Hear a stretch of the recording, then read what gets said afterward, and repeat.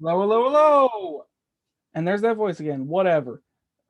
Welcome back to the GTD podcast. I'm the Norax. I speak for the podcast. And you know what I like the most? Attempting to do this podcast once already and my computer failing massively and losing all of the footage. That's what I love the most. I love losing upwards of, I don't know how long we were going, probably not that long, but still really 15 minutes. annoying, especially since I had to spend over 30 minutes trying to figure out the fucking problem. Yes. That's what I love about technology. That's what I love the most about technology is that it sucks. I can tell that you're being that you totally mean that you like that fact about technology, that it's not good all the time. I don't expect it to be good all the time. I just expect it to be reliable. That's kind of the point of any okay. I'm just going to say this. Any thing, period, that is used as commonly as this should at least be reliable. Yeah. The fact that it is not is actually quite disturbing. Okay. Well, it also depends on the age of the technology.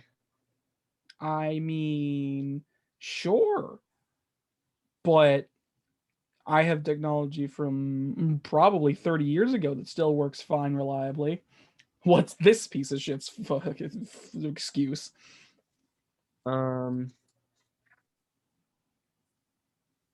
It's technology that's choosing not to work properly. Ah, I sentient technology. That's where the problem lies. Yes, welcome to the GTD podcast. I'm the Norix Speaks podcast. I already said that. It doesn't matter. I'm just gonna say it a fourth time. And yes, stuff. I kind of have to just work with what we have. Yes, this episode we're going to be talking about E3 mostly in regards to that. Not all of it, since I didn't have time to look over all of it. I have kittens now. I have 3 new ones. I got 3 new kittens this week, so I didn't have time to look over everything because of that. Yeah, but fucking. We'll be talking about what we played this week. You don't have any trailers because that'll be in the news section with the games that we're going to talk about, and I only have a couple selected out specifically. We'll do host topics before the news, which is the news is E3. You get the idea.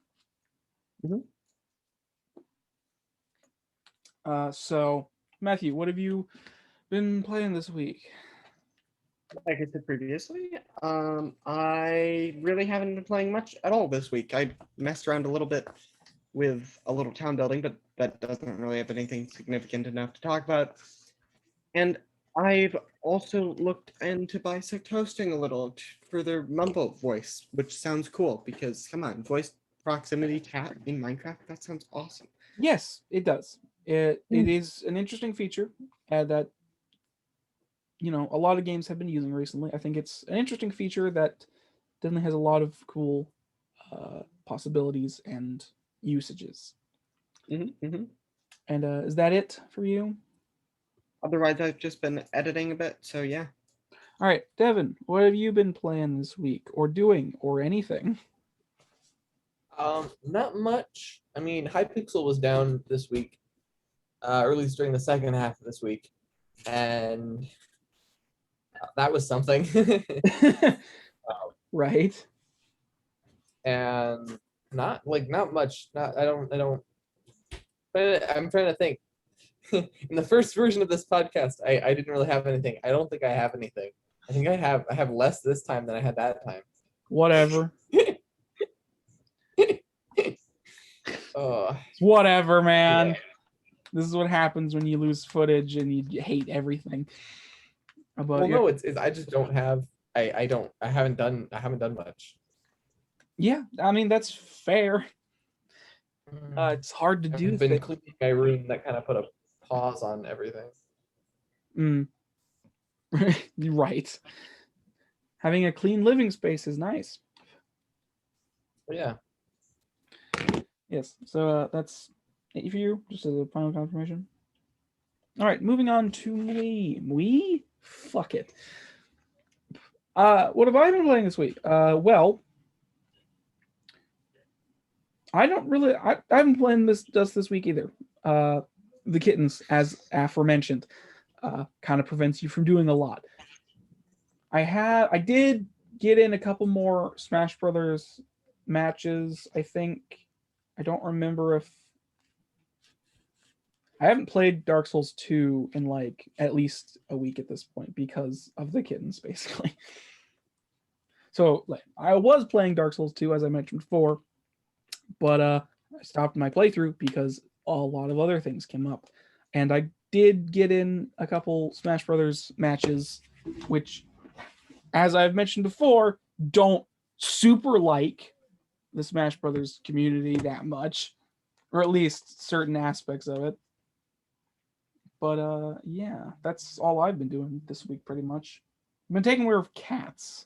That's what I've been doing this week. I've been taking care of 3 kittens that are hyperactive as fuck. So kittens. What? So normal kittens. I mean, I guess, yeah, but geez, man. It's tiring. It's hard to get anything done. Yes. I bet. Yeah. Okay. In that case, let's move on to trailers. At least we would. Whatever. Host topics. That's our next segment. Just gonna do host topics, and then we'll move on. So, anybody have one? No. Does anybody have a host topic? Unfortunately, I do not. All right. I've been taking care of kittens. I just haven't had time to think. Yeah. Well, no host topic this week. Sorry, guys. All right. I don't remember how long the original start of this podcast was, but I like that version better. So whatever. In that case, let's move on to the news, which is A lot of it. What? I said there's a lot of it. Yeah, all of E3. So, well, not just E3, also Summer Game Fest. So, like I said before, we're going to be covering quite a bit of E3 and quite a bit of Summer Game Fest. Specifically, where the hell is my list gone? There it is. Okay.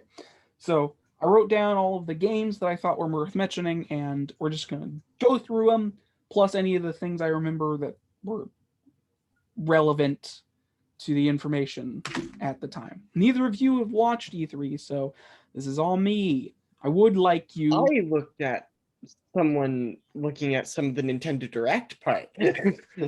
I see. Only. Yeah, well, whenever I'm just gonna say you're both on computers, just look up the games I say and see what you think of them. That's all I have to say about that. Okay, so the first thing we're going to cover is Summer Games Fest, which started last week and has already ended, obviously. But there was a ton of stuff that they revealed and mentioned there. There's also something I want to mention at Summer Games Fest. I don't know. Before we get into the other things, like it was an okay show all around, I guess. It had some celebrity guests. It had Jeff Goldblum on there, and what was his name? So Jeff Goldblum was on there promoting a video game, which I did not write down because I didn't seem interesting to me. But Jeff Goldblum was on there promoting a Jurassic Park video game, and like he was basically just playing himself. Like I don't know. Well, what happened? Oh yeah. But Jeff Keighley, the host, is I mean, honestly, he seems like a nice guy. He's a very excitable host from the looks of it. We also got a minor interview from Hideo Kojima, about the future for his studio, specifically Death Stranding coming to the next gen consoles, the director's cut. But I don't know. Maybe it's just me, but like, there wasn't a lot of corporate bullshit, which is nice. E3 is a lot of like, well, what I say about that is like, when I compare it to E3, which is a lot of like, especially if they're live shows, E3 has a lot of what I like call corporate bullshit, which is basically like, crowds of very much overly excited people and like the company heads coming out to talk about their games, or like other stuff that's like, we don't care about you. We don't care about you. You're the heads of the company, not the people that made these products. Go away. Okay. So there's that. Wait, did I? I'm definitely did. Yeah,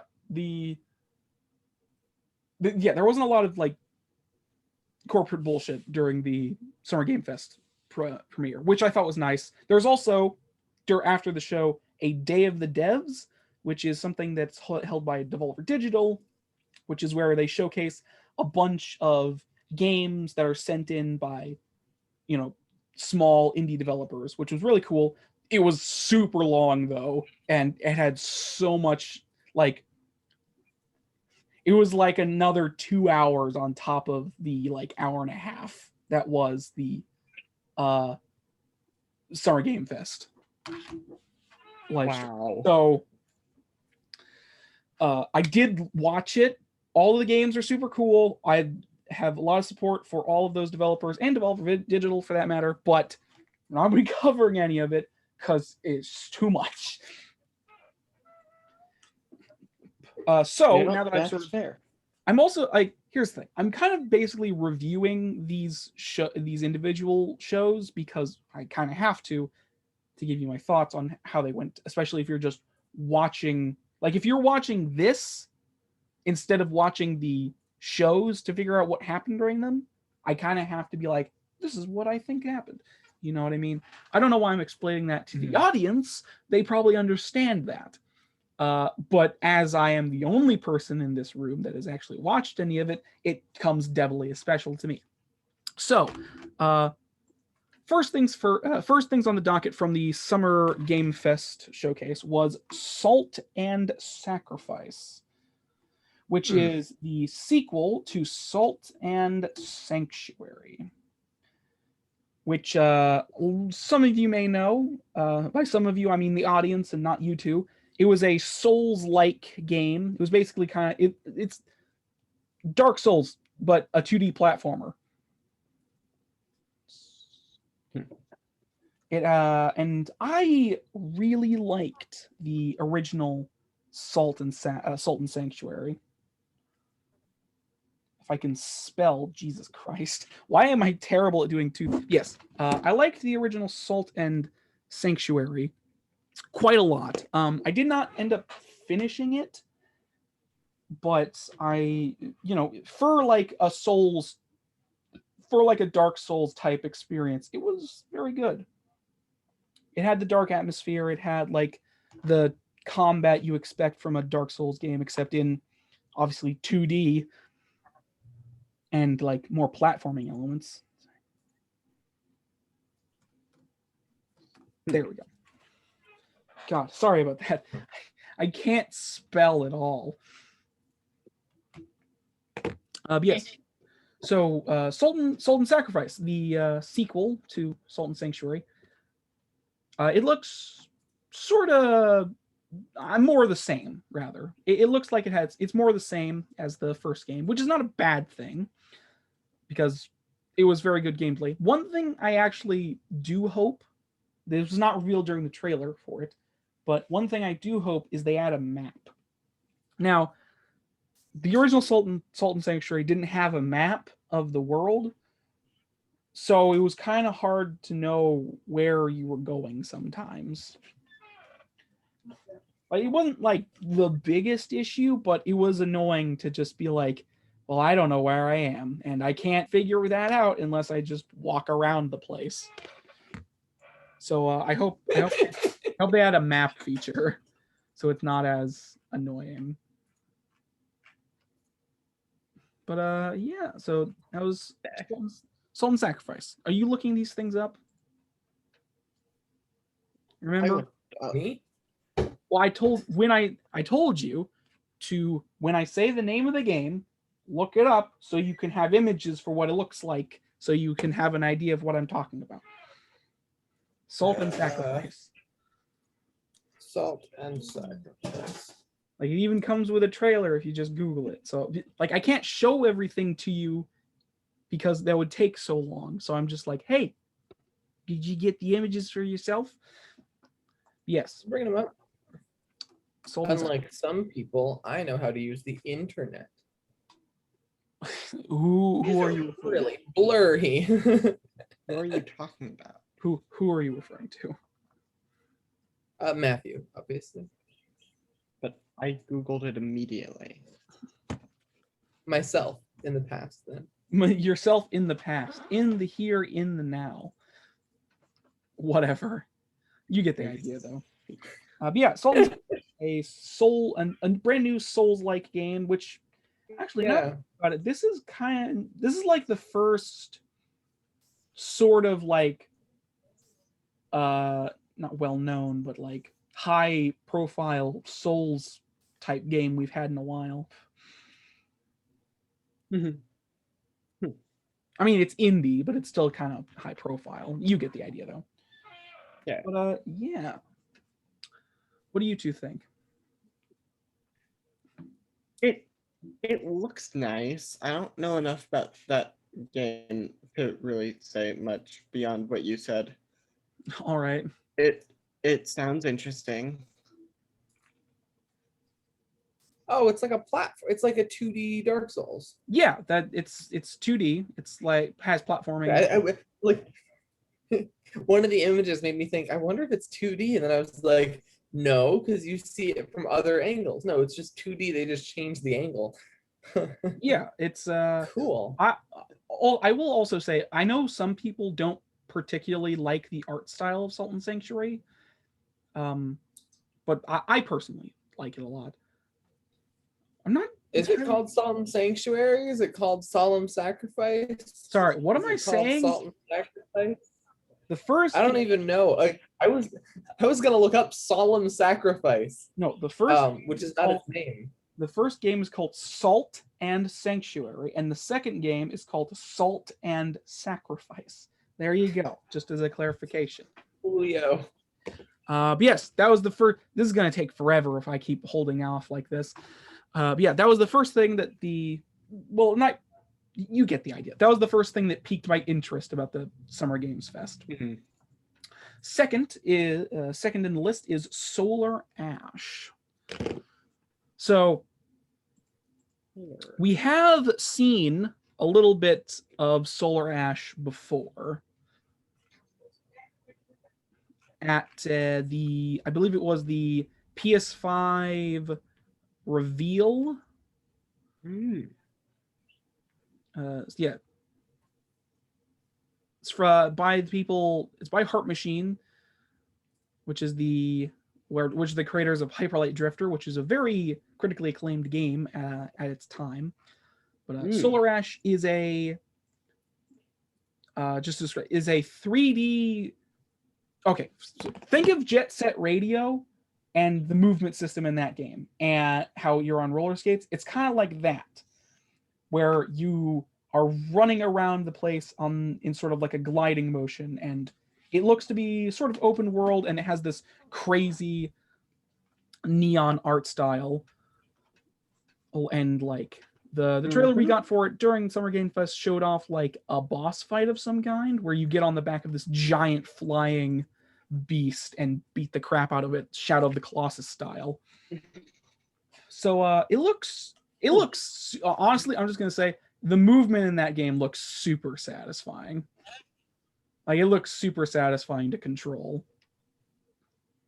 Yeah. What do you two think? Hello? Once again, I looked at some images and I'm very confused. Soul Ash? Oh. Yeah, I looked at some images, became very confused. Whoopsies. You being very confused. All You right. wished and explanations. I mean, it has, like, there are trailers for it you can take a look at too if you want to look at like movement. That's a good point. No. I could just look up the trailer, couldn't I? Why, internet? Why do you do this? What? Is it mine? It might be mine. I don't know. You two are lagging out on my side. Yeah, I think it does. All right. So, yes. Any thoughts before we move on?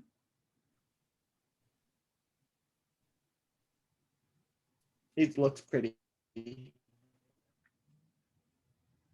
All right. Devin, anything or just a head nod? Or back and forth or whatever. What is this motion called? It's not a nod. Loading a little weird. It looks well.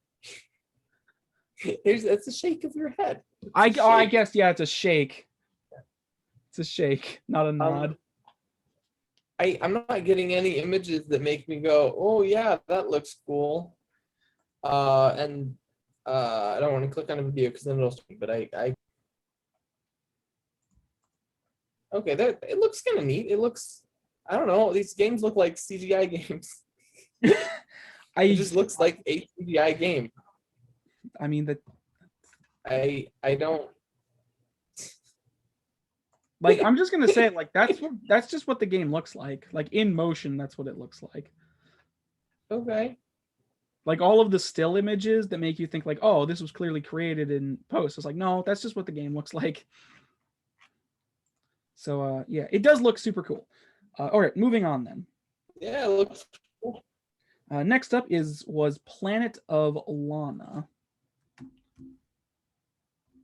Planet of Lana,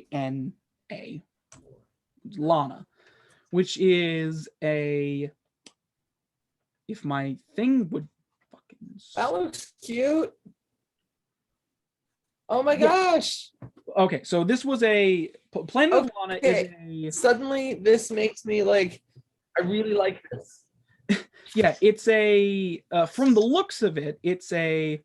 What is that called? Puzzle platformer in the same vein of like Inside and. What is it? Limbo, like these slow methodical platformers that are puzzle based.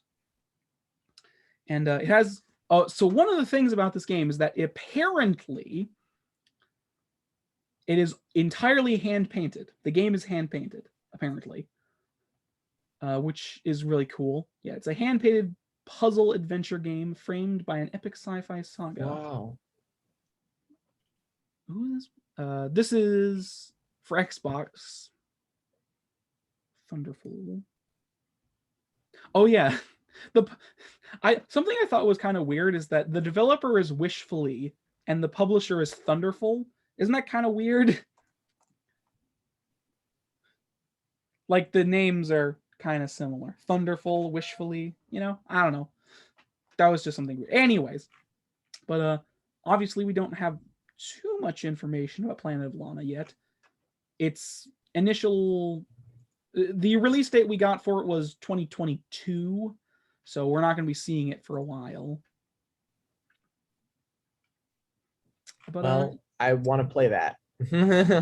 Well, you probably will be able to since it's for, you know, computer.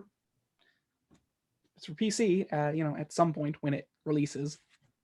Speaking of release dates, I forgot to mention Salt and Sacrifice and Solar Ash's release dates, but I don't remember if we got any, so there's that. Anyways, yes, any just like general thoughts before we move on? I'm still looking It at the trailer. actually, It actually looks like a game I'd be interested in playing. All right. Vote of confidence. It's very, very pretty. Yes, it does. It does look very pretty. All right, moving on in that case to Endless Dungeon.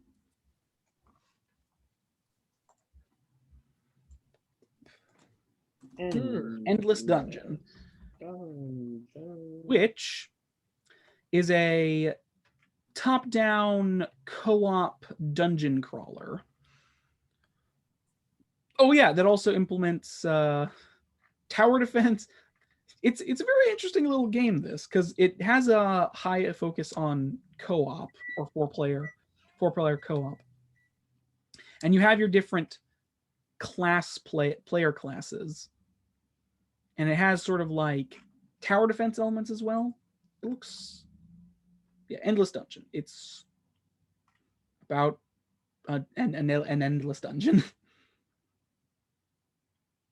Specifically, from the trailer, it looks as though you basically teleport into dungeons and ransack them. And then if you die, you get sent back. It's like a roguelite. It also has tower defense elements and such. I thought it looked interesting. It looked interesting in motion. I'll tell you that. Screenshots definitely don't do it justice. But yeah, I guess I don't have too much to say about Endless Dungeon. It's just it's an interesting looking co-op game, you know. So any thoughts?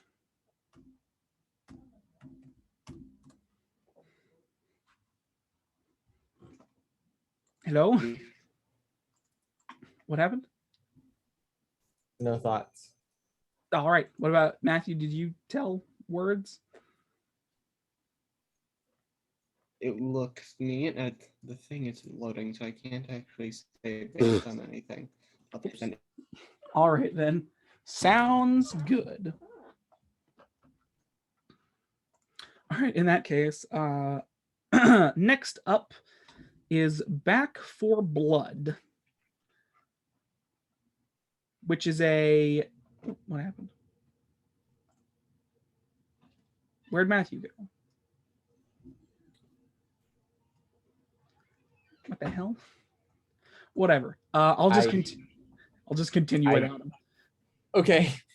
I don't know what happened to him. Yes. Next up is Back 4 Blood, which is Turtlewax Studios, published by Warner Brothers, which kind of makes me wary of the game just off the outset, because Warner Brothers Interactive for video games has not had a super great track record. But it's a cooperative first-person shooter from the creators. Okay, that's right. It's from the creators of Left 4 Dead, which is another like co-op zombie shooter. It's a co-op first-person shooter about zombies. And it's not like bright and colorful, but it has a more comedic edge to it, where it's not like dark and grim. It's like, oh, we have our sassy, trash talking player characters that are ready to just kill some zombies. So it is from developers of Left 4 Dead, so it'll probably be good. Like, it'll probably be a good zombie shooter, since Left 4 Dead was a very good zombie shooter, but I'm not sure, like, I don't know. Are zombies really popular or anymore? It also just kind of... I will say one thing about Back 4 Blood. You couldn't tell my Zoom crashed. Yeah, I can. I'm not sure why, though. Why? What is it with you guys and your No, it's specifically Zoom. I know first Aaron's computer crashes, then your Zoom crashes. I don't even know how that happened. It's a freaking terrible day to record, I guess. Yes, one thing I will say about Back for Blood is that it'll probably be fun, but it sort of falls. It's not really anything new or different. You know what I mean? It's like, yeah, it'll probably be a fun game, but it doesn't do anything out of the ordinary, and it kind of just falls in line with like what a lot of other games have been doing lately, which is like that, like a lot of like co-op multiplayer like action games have been coming out recently. So it just kind of falls into the pile, and it doesn't really do anything that unique to stand on its own. Unfortunately, it's also being published by Warner Brothers, which does not give me the best vote of confidence, but it'll probably still be fun. What? I'm just. I'm just saying. Yeah, the way you said that was funny. I don't really know the context, but I thought it was funny. All right. While Matthew is still trying to come back, we'll move on to our next. Oh, also, the initial release date for Back for Blood is October 8th this year. So look forward to it or don't. I honestly don't care. Next up on our list. Oh, Matthew's back. Next up on our list is Tunic. Tunic. You're just going to have to look up Tunic game because it's kind of a generic title. Tunic is a really cute looking top-down adventure game where you play as a fox. You play as a little fox. You play as a little Is fox. It called Tunic? Just Tunic. Oh, that's really it cute. looks cute. Yeah, it's a really cute looking game. This does not look like a game I would play. This doesn't look like a game you would play? No, but not because I don't think it'd be a good game. It's because it's not exactly my style. Normally, although if someone else had it and I was like, and they were like, I really like this game, I'd probably play it for a little bit. I just wouldn't go out of my way to play it. Yeah, I get you. It's really cute. Oh my god! I don't know. It's a cute. Maybe I have bad taste. I probably have bad taste. Well, it's hard to have good taste when you don't have a large variety of things to have, measure. Like, your measuring stick for games is like the size of a pencil. Minecraft's a pretty big game, man. It's at least 2 pencils. Yeah, it's a number 2 pencil. No, it's 2 pencils. It's like 2 or 3 pencils, man. Okay. It's at least maybe Minecraft inside of a football field. How's that? That's better. There. Yeah. Sure. Yes. Sorry. I think the only reason I would play this game, since I don't know anything about it, is because it's very cute. I mean, that's a fair graphics are reason to very play. nice. That's a fair reason to play it. But so the guy when this was showed off, the guy who developed it was developing it came on and was talking about it, and he mentioned that it's kind of like this exponential growth of your character where you start out with nothing and you might find a stick while going about and that'll be your weapon, or you just you keep going and you find more and more, so you have this exponential growth of weaponry at your disposal. And it looks, at least from the trailer that I saw, it looks really old school in its design. And what I mean by that is like it doesn't like give you anything to go on. It's just it lets you just explore what is given to you. Like the original Legend of Zelda, where you can just completely miss the sword. Like, it's one of those things. You can just completely miss the sword or not pick up the sword at all because you just pass over the thing. So it looks, obviously in this game, picking up the weapons is probably a good idea because it's like a hack and slash. A top-down like hack and slash. But I don't know. It looks very interesting. I'm excited to see where it goes. Because honestly, having a game that just like promotes adventure first and everything else later is like super rare nowadays. Nice. Yeah, it's nice to have just something nice and simple to just go on for once. But we don't have an exact release date, but we do know it's coming this year, so get ready for it. No. No. Okay. Well, okay. No. Why wouldn't you want to get ready for it? I don't know. Kind of tired. Okay, that's fine. Moving on to our next. Sometimes. Oh, okay. Actually, I will say, any final thoughts about the game before we move on? It's very cute. It looks really cute. All right, I do agree with you on that one. Moving on to Tribes of Midgard. Now I know what you're thinking. Midgard? Well, that's Norse mythology, and you're goddamn right it is. Also, Midgard is specifically Earth. Yes. I'm just saying. But yes, Tribes of Midgard is a sort of like, what is it called? It's a sim, not a. I mean, it is a sim. It's not a sim. What is it called? Why can't I use words? It's another top-down game. It's another top-down sort of hack and slash, but it has like survival-esque. It has like survival. It's like, oh my goodness, it's a survival RPG. That's the word I was looking for. It's a survival RPG that's like, you go out, like you are tribesmen. You go out into the world, collect resources, fight things. You come back and you build up your town. Oh, like that's what I was trying to say. That looks like. Yeah, that looks incredibly fun. Yeah. It's another co-op game, so you can play it with multiple people.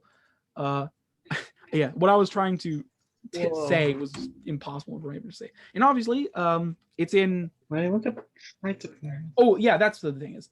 So the major enemies of the game from the trailer are the Titans from Norse mythology, or not North. You know what? Not Titans. What are they called? They're giants. They're big giants. Titans. Yeah, Titans. They're called Titans. Yeah, Titans. That's what I thought they were called. I couldn't remember because I was like, wait, no. I was thinking Frost Giant. Anyways, but they're like these big giants that are sort of elemental-esque, but not really. And they're like the main big bads of the game that you have to take down eventually. Yeah, here it is. This, like, it's about Ragnarok as well. Like, that's what it was. That's the word I was looking for. Ragnarok. Cool. And that's in tribe. You're a tribe. Oh, I can even see it. Like in the art, there's like a Titan that you have to fight. Yeah, you're a tribe of. Well, wow. It's in the title, Tribes of Midgard. You're a tribe of, Norse. Yeah, that's coming. I don't know if there are Titans in Norse mythology. I couldn't remember if it was Titans or something else. I think it's just ice giants. Yeah, they're like, it says giants. I will say, it says in the description that they're colossal brutes threatened to bring on Ragnarok. So they're colossals, apparently. Okay. As far as the game's description goes, they are colossals. But yeah, I don't think enough games utilize Norse mythology. Norse mythology is such a wealth of weird stuff that honestly, most people know about it because of Marvel at this point. And Marvel isn't even accurate to Norse mythology. It has its own pretend version of Norse mythology. Anyways, well, I say that like more Norse mythology was real. Is there a difference between Marvel's pretend version of fake Norse mythology? There are some differences. I've actually read part of a book on Norse mythology, and Marvel simplifies the comic version, and the comic version is, I guess, not. I mean, it might be a simplification, but it's very different. I mean, Actual Loki and Odin are brothers in the original mythology, so there's that. Yes. Okay, you'll be able to get general names and stuff. They got that right. Go with that. And they got like the general role that the gods play and stuff. They got the general picture looks very similar. If you look at the picture though, they aren't the same. Yeah, there's a lot of I like it. Yeah, I get you. There is a lot of really cool stuff in Norse mythology. Like Odin basically birthed a language.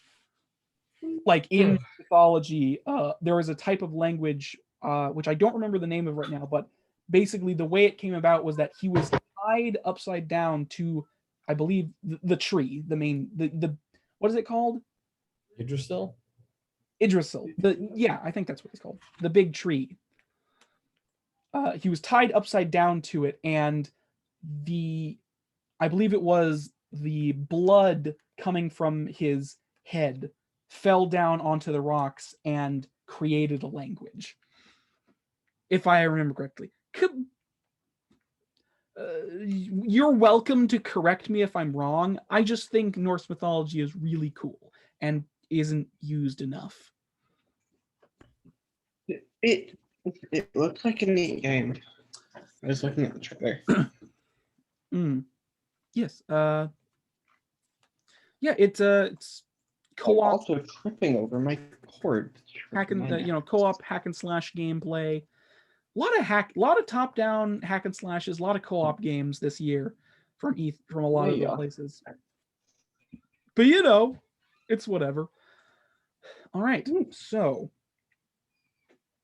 that's Tribes of Midgard. It looks very good, actually. It looks very good, very interesting. That's looking neat. I don't think it's really my type of game. It looks like a game that takes a huge amount of grinding. Possible. I wouldn't know. So initial release date for that is 2021. So this year, and it's coming to all of the consoles. All the consoles that matter and PC. Switch is not back, but it's coming to PC. What's going on? He said he'll be back. Nature calls. Oh, okay. All right. We yes. Words. Sorry. Yeah, I paused the recording, so we're back now. Oh, okay. I just came back and you guys were like, and Ganon did this, and I'm like, I thought that was coming out in 2022. No, we were having a weird. Anyways, yes, we're back. Okay, yeah. So moving on to the last thing that was shown at the Summer Game Fest, which I'm sure all of you already know what I'm talking about. So, Elden Ring. Now, I actually have a trailer for this one, so you can still look at images if you would like, but I'm going to show the reveal trailer for Elden Ring, the newest game that, okay, this is a bit of an awkward sentence. The development studio is called FromSoft, and I can't say FromSoft because that sounds weird. Same guys who made Dark Souls. It's the newest game from the people who created Dark Souls. Actually, you'll see from the trailer, something interesting about it. So, the real gameplay reveal trailer for Elden Ring, which is the last thing from the Summer Game Fest. Peggy 16.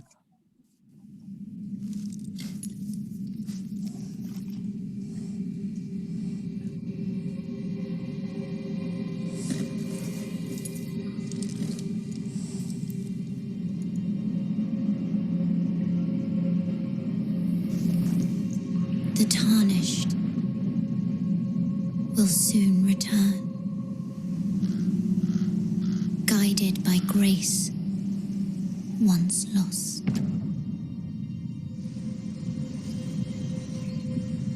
The Golden Order is broken to its core.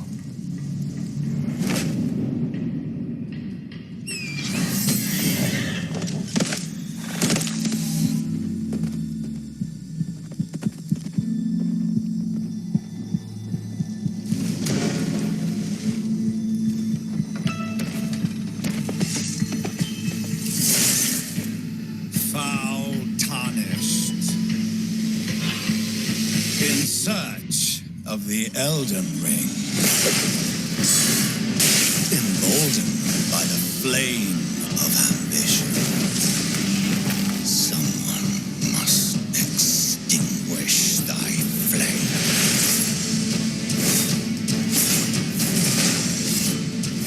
They will fight, and they will die. In an unending curse.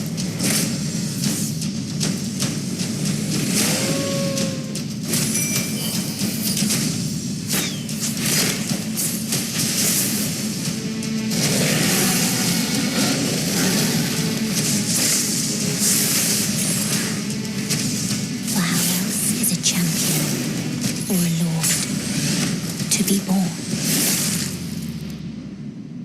Well, a lowly tarnished, playing as a lord. I command thee now!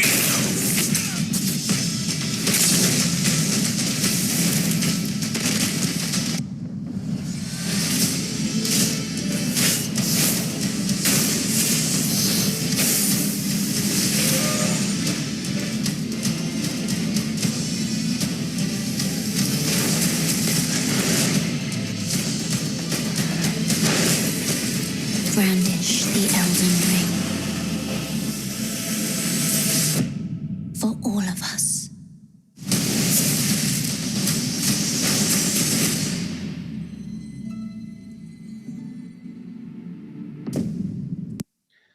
Yes, and that was the Yeah, that looks pretty cool. There was a trailer we got to see at Summer Game Fest for Elden Ring, which is coming January 21st, 2022.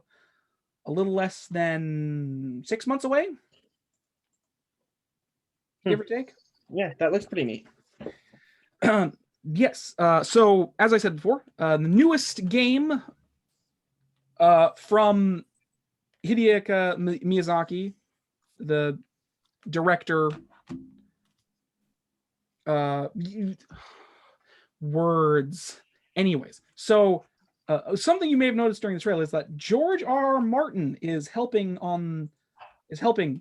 part of this. He is one of the, as well as Miyazaki, is one of the creators of the world in this. He is staffed as a writer. So that's Oh, wow. that's interesting. I'm not sure. That might mean this is more narrative focused as opposed. I mean, all the Souls games are like have narratives, but like they aren't directly told to you. This might have a more direct narrative comparatively. This is a Souls game, right? Yes, I mean okay, so it's from the same people that made Dark Souls 3, Bloodborne, Demon Souls. It has Sekiro. Okay. It has all of the development staff of this. Is basically, it isn't Okay. tied to Dark Souls, but it has. That's what I it's meant. It's more by of- the same people. It's by the same people who own the rights to Dark Souls. It's probably a lot of the same developers from Dark Souls. Okay, because it looks so much like Dark Souls, but the lore is super different, which I like. I Yeah. like this more. It'll probably, I don't know what they're gonna go for specifically, but it kind of looks like from the trailer it has like the more fast-paced personal combat from Sekiro. Because Sekiro's combat was like super fast-paced and very like counter heavy. One of It those looks monsters was, cool. by the way, a giant hand. Yeah. It something- looks cool. Yeah, I'm very excited for Elden Ring. I am a massive FromSoft fan, massive Dark Souls fan, and in general, all of their work I love a lot. So I'm super excited for this. And also, I just love the look of this game. Like, it looks so good. Mhm. Yeah. Like, oh, what happened? Oh no. No, Your it's camera turned fine. off. Wait. Please.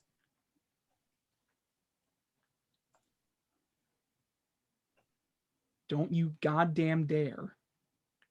It's fine. You know what? Okay, I'm not going to risk anything. My camera will just be off for the rest of this because last time my camera went off, everything broke. I'm just going to leave it as is.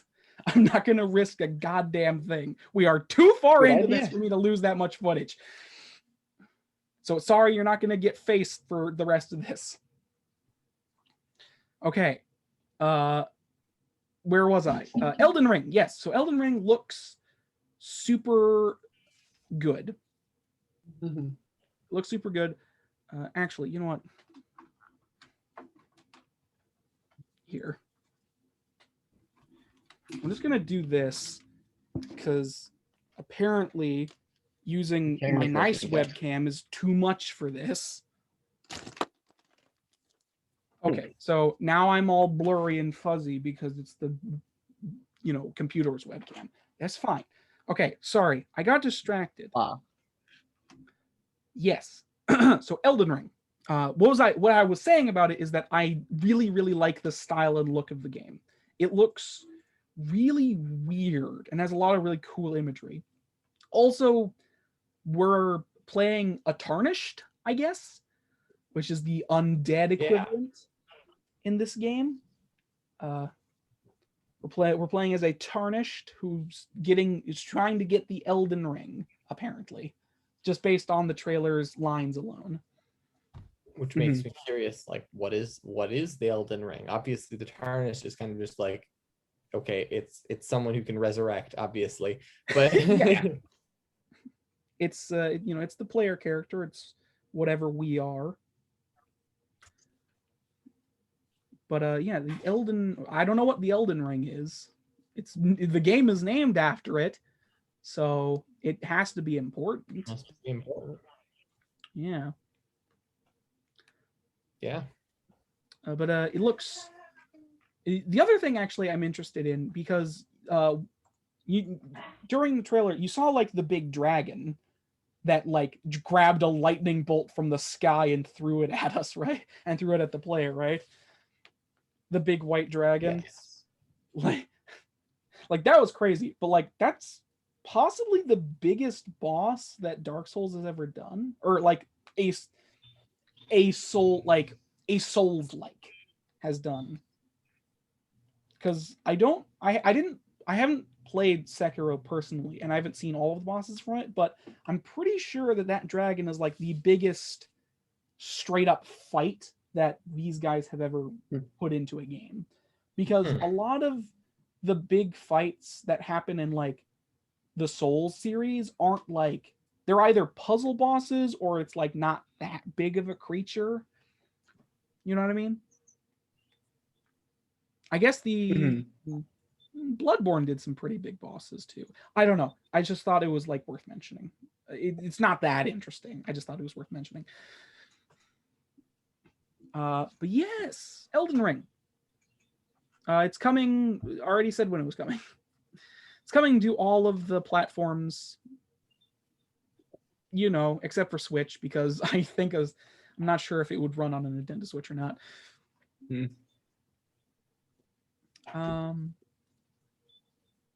Yeah, any like thoughts and such? Looks really cool. I mean, yeah. Like you've played, both of you have played some of Dark Souls, so you kind of have a general idea of what it might be like. Yeah. And if you, it looks like a Dark Souls. Looks like it's probably good. It does look very good. I'm very interested to see where it goes. All right. So that's the end of the Summer Games Fest portion of what we're covering. Next up is we're going to move away from the Summer Game Fest and move over to Nintendo's E3 press conference, or the Nintendo Direct, because it's next on my list. That's basically why. I could go in any order I want, but that's the next one on my list, so we're gonna do that. So first things first from the Nintendo Direct is Kazuya from Tekken is the next character to be put in Smash. That's kind of like a subheader in my notes. It just thought it was worth mentioning. So for those, it seems like a fitting. Wait, what did you say? Yeah, this is what Kazuya looks like, right? Okay, I think I found an image. Yeah, this just seems like a character who would be in a fighting game. He is. He's from Tekken. Yeah. Tekken is a fighting game that dates all the way back to the PS1, and he looks. It looks very strange because like they went out of their way to make every interaction Kazuya had in the trailer look very much like a Tekken fighting game. So it looked very weird. Yeah, Kazuya. So another third-party fighting game character, which means lots of people will be very upset because that's just the way things go. You have the three crowds when it comes to people who complain about what characters get into Smash. You have the crowd that complains no matter what, the crowd that complains when it's an anime character, which is really ironic considering everything. And then you have the crowd that, then you have the crowd that complains because it's not what they wanted. Or they complain because it's a weird character or something along those lines. Anyway. And then you have the crowds that don't complain. Yeah. Anyways, but yes. I more or less kind of put it on the list. So Tekken is a very famous fighting game franchise that dates back to the PS1. The story of Tekken's really stupid. I'm just gonna tell both of you that the story of Tekken is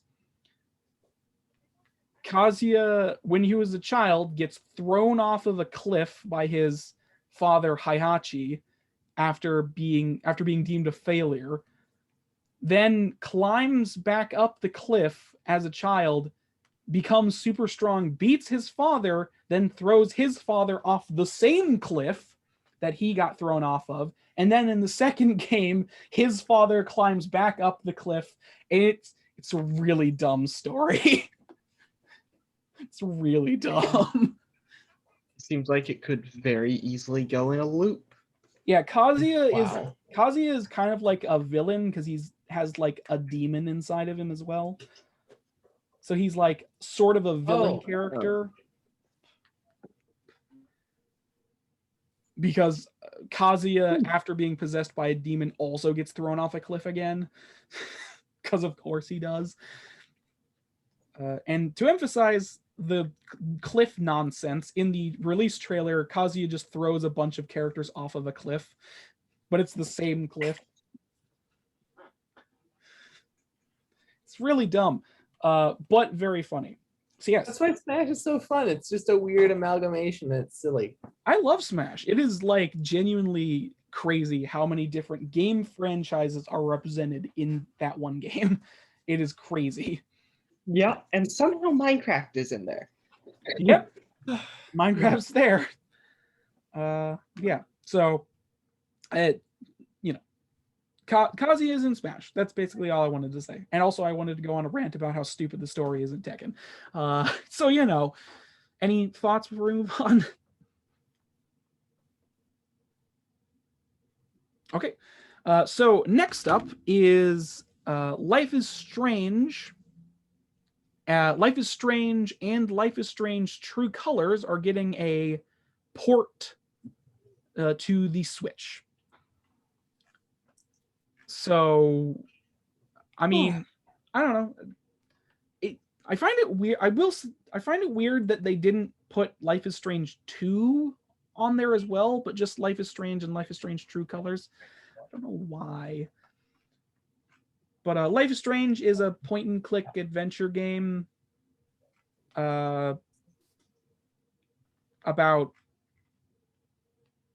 stuff. Like it's a point and click adventure game that kind of like it's a narrative experience about like some weird happenings and the characters involved, and it has a lot of like it tries to tackle a lot of like issues regarding like minorities and stuff like that. I'm not going to say if it does it well or not, since I'm not the one to judge in that regard, but you know. But yes, Life is Strange and Life is Strange True Colors are getting a port to the Switch. So just in case you wanted to play those, but not the second game, because that one doesn't get a port for some reason, even though I'm pretty sure it runs on the same engine. They don't want the second one. I don't know why they didn't do the second one. Maybe it's because it wasn't I was going to say, I don't actually know if it wasn't as popular as the first one or not. Because, like, I mean, to me personally, it's like on par with the first game in terms of its narrative. So I'm not sure what people would have disliked about it. Anyways. But neither of you care about Life is Strange, so we'll just move on. Unless anything to say, or just, you know. Yeah. Okay. So, whoops, I can't spell. Oh my goodness. So next up is Worms Rumble. Is by Team 17, is a brand new Worms game. I'm not sure when the last one came out, but Not sure what a Worms game is. Worms is a game about worms that blow each other up. It's a turn-based strategy, or sorry, it's not turn-based. Well, it is turn-based, but so it's a turn-based strategy game where two opposing forces of worms try to kill each other with a variety of weapons. And it's like a strategy game where multiple people play it, and it's fun. This game, however, Worms Rumble, is an arena shooter. It is a 2D arena shooter. So all the worms are controlled in real time and shoot their weapons at each other, and it's like multiplayer and it's online and stuff like that. You know, arena shooter. It's getting it's coming to Switch. Apparently Worms Rumble has been out for a year already, but it's now getting it's porting to Switch and a bunch of other consoles as well. So there's that. Speaking of a Switch game, I wonder whatever happened to Splatoon. What did you say? I wonder whatever happened to Splatoon. Splatoon. I just remember that being a multiplayer like battle game. Yeah, I mean it's still pretty popular. Okay. I don't remember. They announced Splatoon 3 a while back.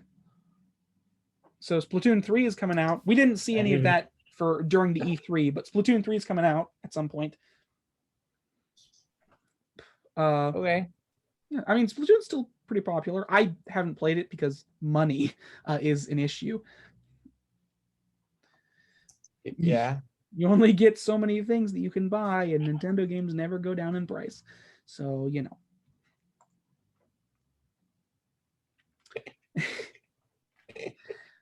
Anyways, but yes, Test quality.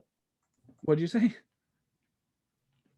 I said it's a testament to their quality, or at least to their avid fan base. Yeah. Yeah. That about sums it up. So, any thoughts about Worms Rumble before we move? All right. So, moving on to next thing in my list is 2 Point Campus. The next game from 2 Point Studios, published by Sega. So 2 Point are the sorry. The first game that 2 Point created was 2 Point Hospital, which was a goofy simulation game about a hospital that very much mirrored the old Bullfrog game Sim Hospital, which makes sense considering I'm pretty sure most of the original staff from Bullfrog are on 2 Point. But now they have 2 Point Campus, which is a campus simulator. It's a top-down like buildy thing where you build stuff and you have activities. It's a campus simulator. It simulates a campus, Okay. a college campus. It looks kind of fun and goofy. Cool. It's a little experience, stuff like that. We don't have an exact release date, but yeah, it doesn't have exact release date, but we know it's coming 2022 at the latest. So there's that. But yeah, 2 Points Campus. It looks fun. It looks interesting. I'm just glad that 2 Point have more work. Yes. So I assume not everything. You don't have to have an opinion on everything. It makes sense. I mean, I get it. I'm one of those people who will look at The Sims and go, "That's interesting." Yeah, you do. It is a specific type of taste. I mean, I can understand being super absorbed into it. I'd just be absorbed into something else first. Yeah, I get you. It's not like my first pick of game in either, but I think it's interesting from a standpoint. Anyways, so moving on to a very I will say, oh yes, I forgot to go over what I thought of Nintendo's press conference. I knew I was forgetting something. I forgot to review it. So I will say about Nintendo's press conference before I continue on is that I liked it a lot. It had a lot of good it had a lot of nostalgic things come out. A lot of old series getting new stuff, which you'll see as we continue. And there was just like, I mean, it's still like, it's what it is. I'm not one of those guys that like gets super hyped up on like press conferences. I just like, oh, cool. That's cool. Well, I'm not, it's still like it's like there's still a corporation selling me things. This is all for like the product. An ad. Yeah, I mean, like it's a very well done ad, but it's just there to garner excitement for future releases. But I'm just not one of those guys that gets like super invested in it. I know there are some who get so invested in stuff like that they literally go crazy when they see things they like either don't expect or things that they thought they were going to see and don't. Like there are people that go crazy for that kind of stuff. Anyways, but it was a good direct. It was a good direct. It's pretty standard Nintendo Direct at this point, but it had a lot of cool stuff in it. So we'll continue now. So next up on the list, we went from 2 Point Campus to Super Monkey Ball Mania, Super Monkey Ball Mania is a remake, remaster of / port of Super Monkey Ball 1, 2, and Deluxe. It was coming October, the initial release October this year. So the Super Monkey Ball series was very popular. It started on the GameCube, and it's a puzzle game where you move the world instead of your character. So the control stick moves the environment, and that moves the ball around. It's a really, really frustratingly hard puzzle game where you move around, you move an environment to make a ball move. And it's called Super Monkey Ball because there's monkeys inside the balls. And it has a story. It's a weird story. I don't know why it has a story, but it has a story. But they were much beloved games that kind of fell off after a certain point.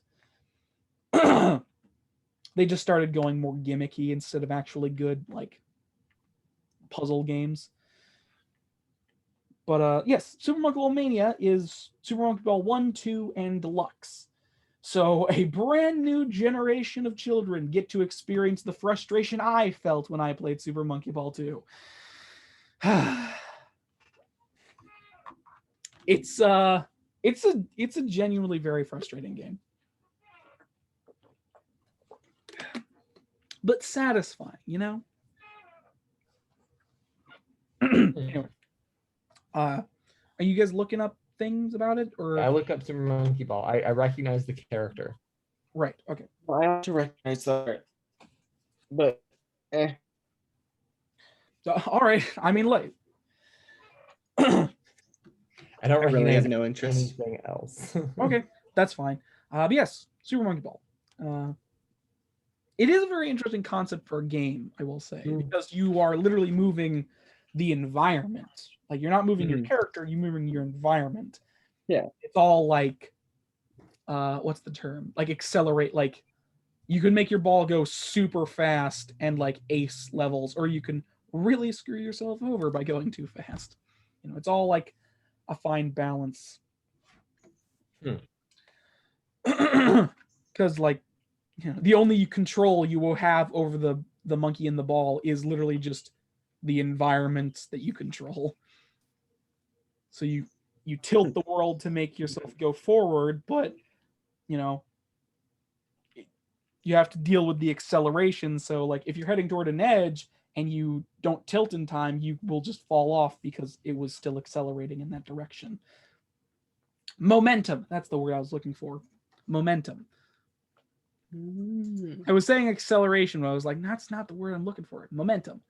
Because it has anyways, okay, we're just gonna move on because I am falling apart at the seams and I don't have much else to say about Monkey Ball other than the fact that I like it.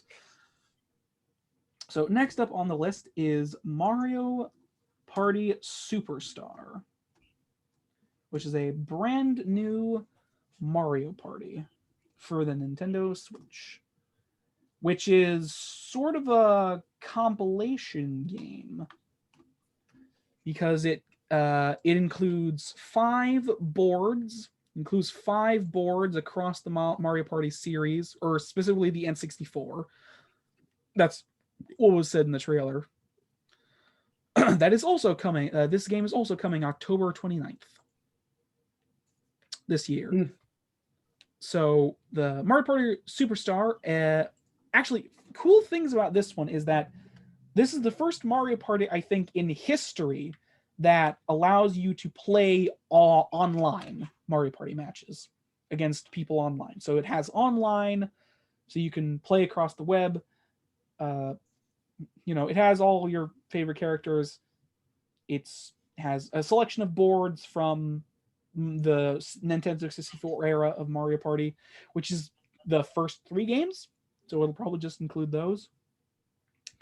And I mean, I'm always excited for a new Mario Party. I'm not going to deny that fact. I like Mario Party as a series. It's a it's a digital board game, a very, very fun one at that. But yeah, I will say so one thing I want to say about this is that I like that they have decided to, instead of creating new boards, because they clearly realize they're terrible at it, they've decided to pluck past boards from older games in the series, because Hudson Soft was the main developer of the Mario Party series before they went bankrupt. So the people working on the new Mario Party series doesn't include any of the original staff. So they're completely new people with new ideas of what Mario Party should be. And that did not go very well for a while. Super Mario Party was the first game in the series since 7 that actually garnered positivity from the fans. And Mario Party Superstar, yes, looks like it's going in that same direction. So it looks good. I'm just gonna say it looks good. I did a lot of waffling there. I just realized I talked for like probably 3 minutes about possibly nothing of interest. Anyways, I mean, Mario Ironic. Party. I don't know much about it. I just looked it up. yeah, it's Mario Party has always been a very fun series, but it's fine. That's not how you spell that. Okay, so any thoughts before we continue? All right. So next up on the docket is Metroid Dread, the 5th Super Metroid game. Canonically in the series, it is the 5th Metroid game. It takes place after Fusion, I'm pretty sure. By the way, Metroid Prime 4 did get a mention at the during the conference, but we didn't get any information for it. We just got a mention of it, like, hey, we're working on it, so don't worry. But Metroid Dread is a brand new it's coming October 8th. It's kind of brand new 2D platformer, Metroidvania platformer, like all the oldies. You know how it goes. It's the classic style. It actually, I will say, it looks like it's running on the same engine that the, what was it called? Metroid, the remake of Metroid 2 was running on. So you have things like so during the gameplay, it looked like Samus has like the melee attack that she had in the remake of 2, which is like the counter, and she has plenty of shooting objects and stuff. There seems to be an element of horror and stealth, because there are these robots that look to be indestructible but can just find you if you don't hide from them. And it like, I guess I could say it looks standard Metroid, but I mean, it looks good. It's another Metroid game, the 5th Metroid game, canonically. But I'm excited. I personally don't know. You personally don't have anything to say about it. That's fine. I don't know about Metroid really, but a YouTuber that I do watch was very excited by the news. Apparently, Very happy. I did look into this. I didn't know about this. Apparently, this is kind of like from a scrapped game. Like this game was canceled at one point, and this is like what it turned into, which is interesting.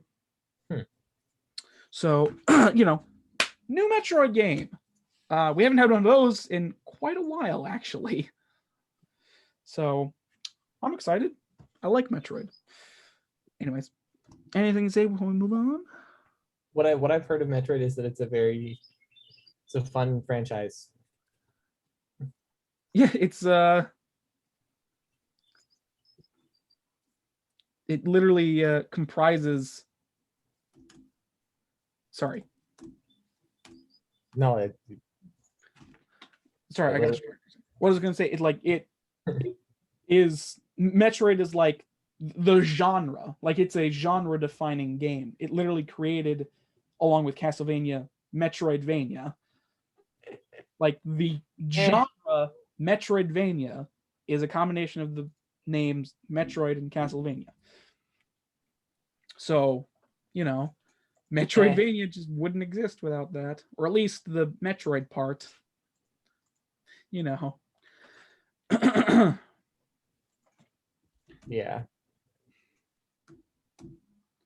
But yeah, any just before words. God damn, why can't I speak today?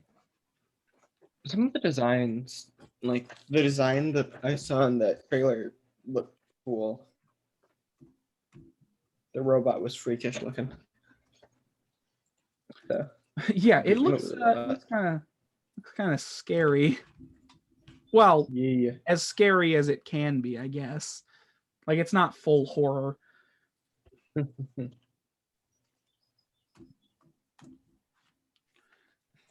Okay, so I can't find the next game we have on our list on Google because it's kind of like a generic title. So you're not going to be able to see anything for this one. Sorry. But next thing we have, but this is just a short one anyways. The next one we have is Cruisin' Blast, which is I'm an idiot.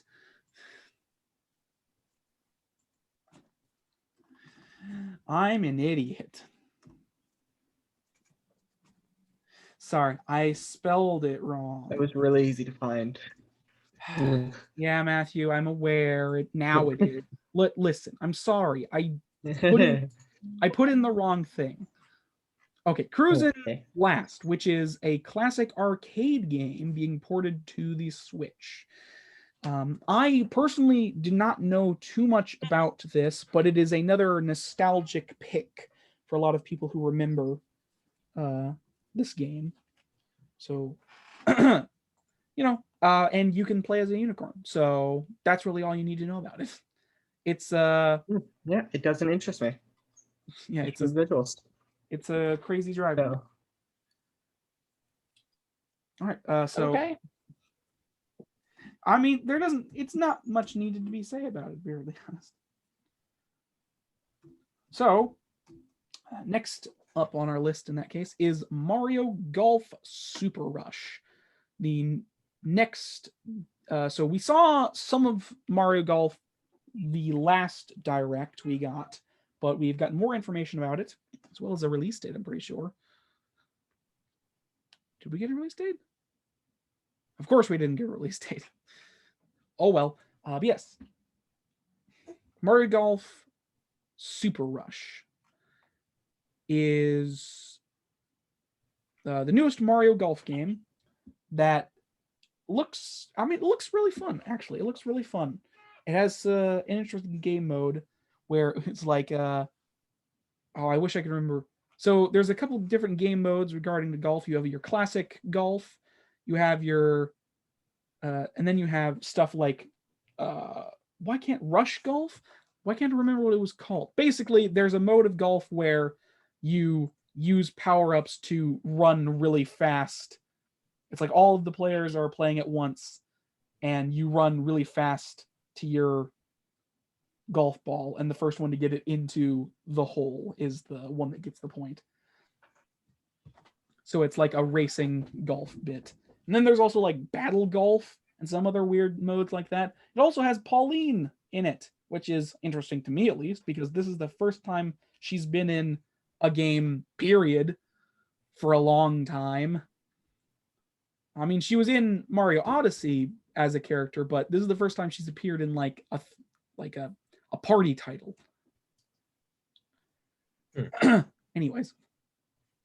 So one of the major things about this game is it has a story adventure mode as well, where you can play as a Mii avatar, and work your way up the golfing rank. And it has like a weird story mode and potentially boss fights. I don't know what a golf boss fight is, but I'm excited to find out. So get another drink, hold on. So yes, once again, this is it's weird. Yeah, you just don't have much to say. It's fine. Yes, Mario Golf. Cool. New Mario Golf. It looks good. We did not get a release date apparently, so there's that. Anything to say before we move on?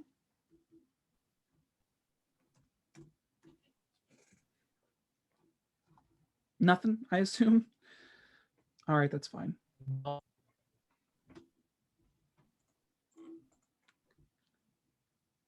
Okay. Next up in that case is WarioWare Get It Together, which I'm super excited about because this is the first WarioWare game we've had in a long while. What was the last WarioWare game? I guess Wii? No, there was. Wait, no. I'm pretty sure WarioWare Wii was the last WarioWare title before this one. But yes, brand new WarioWare game. Patow! Did we get a release date? Yes, it releases the September 10th this year. So WarioWare is like a weird mini game collection type thing where you do really weird things to complete games in like a fast-paced set, and like you have lives, and if you fail a game you lose one. And it has a bunch of really, like, the WarioWare series has like a bunch of really weird characters that are exclusive to that series that don't show up anywhere else in the gaming sphere. Like you have like Matthew's dead again. You have like well, you have Wario obviously, but then you have like Mona. You have Mona, Ashley, who's like a witch. You have like a disco guy. Like, you have a bunch of really weird different characters that all have their own set of games that they can do and all this cool stuff. One of the interesting things about this new WarioWare game is that it's co-op. You can play together on the same games, and it appears to have different things. So that's cool. You can also you better play it nice. So that's cool. What'd you say? I said that's neat. I like co-op games that Yeah. you can play together on the same device. It's a co-op game as well. On top of that, and also one of the things about the major new thing about this game is that you control the individual characters to do the task. Usually it's like an abstract thing or something else happens, but you are directly controlling each individual character to complete whatever minigame task has been set to you. And each character actually has their own unique way of completing the same minigame. So even if you're playing the same minigame, as if you're playing it with a different character, you'll have to complete it in a different way, which I think is really interesting.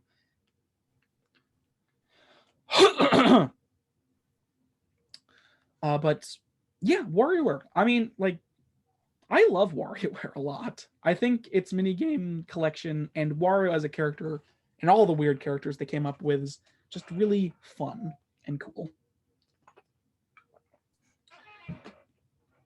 Yeah, so anything? We have another big one. Okay. I don't know much about Wario.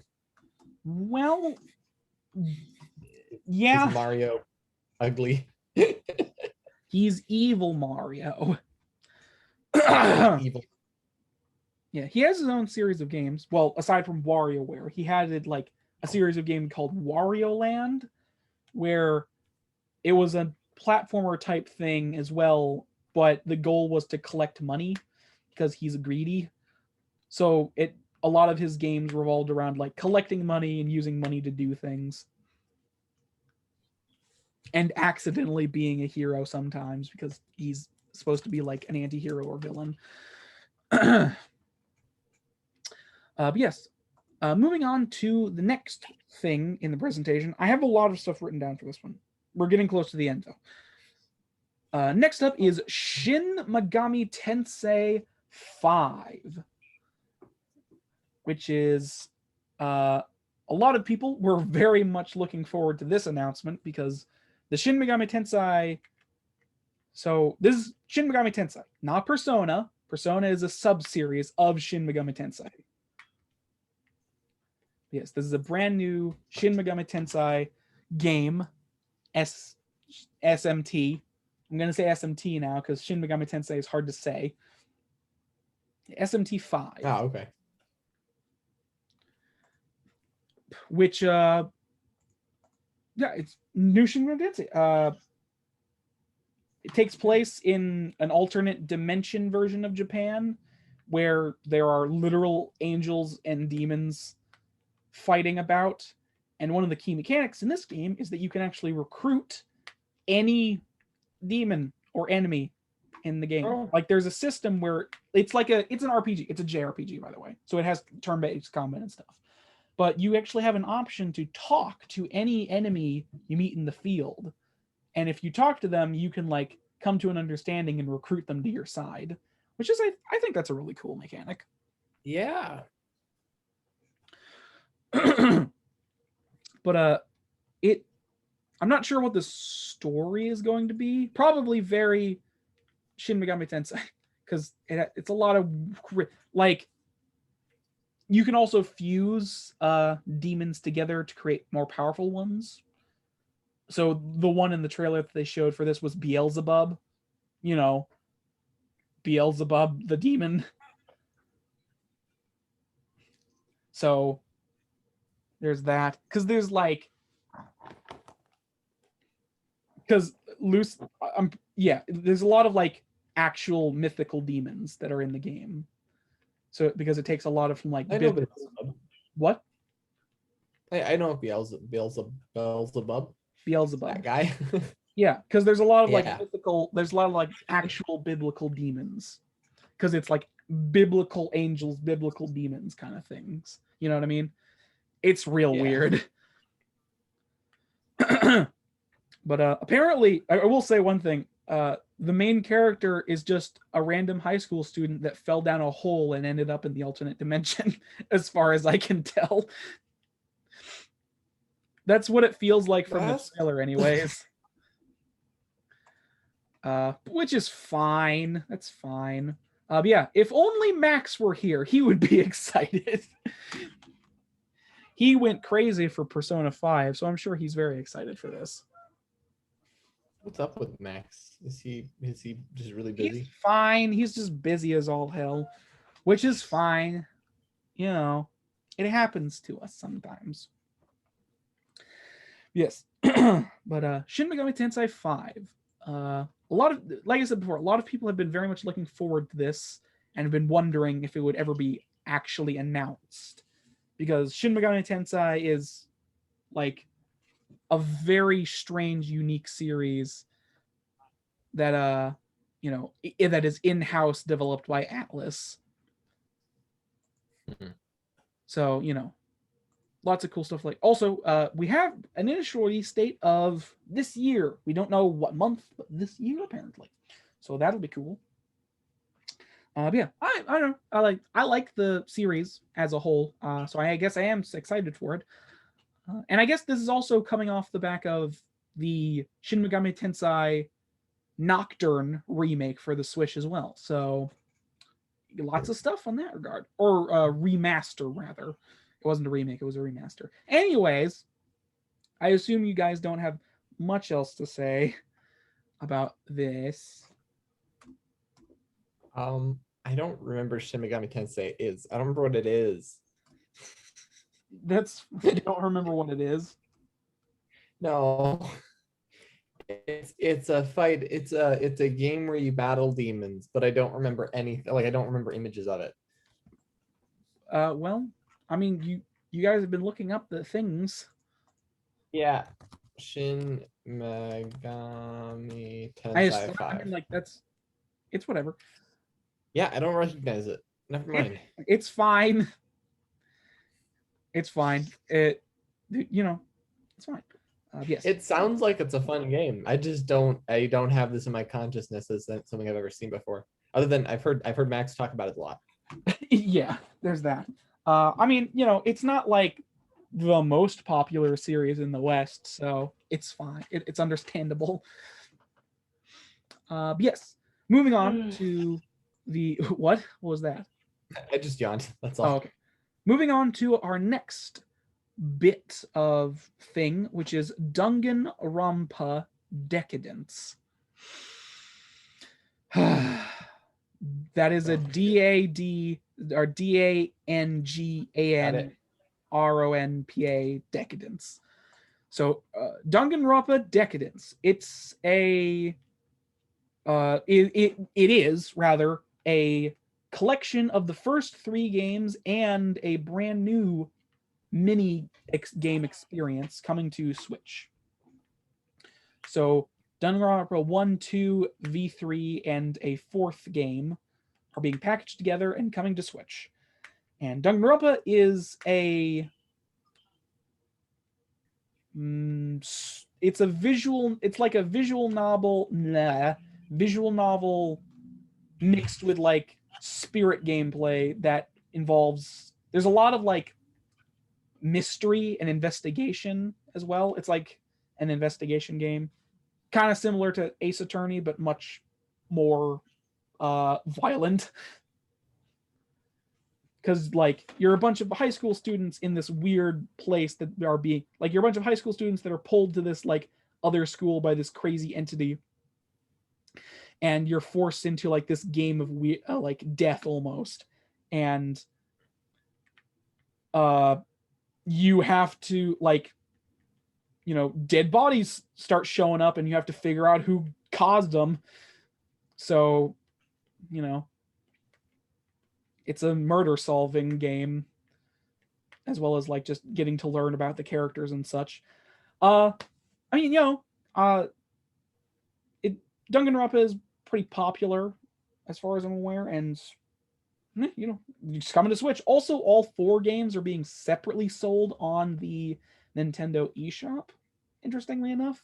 So you don't have to buy them all together. You could just buy any of them on Nintendo eShop if you wanted to.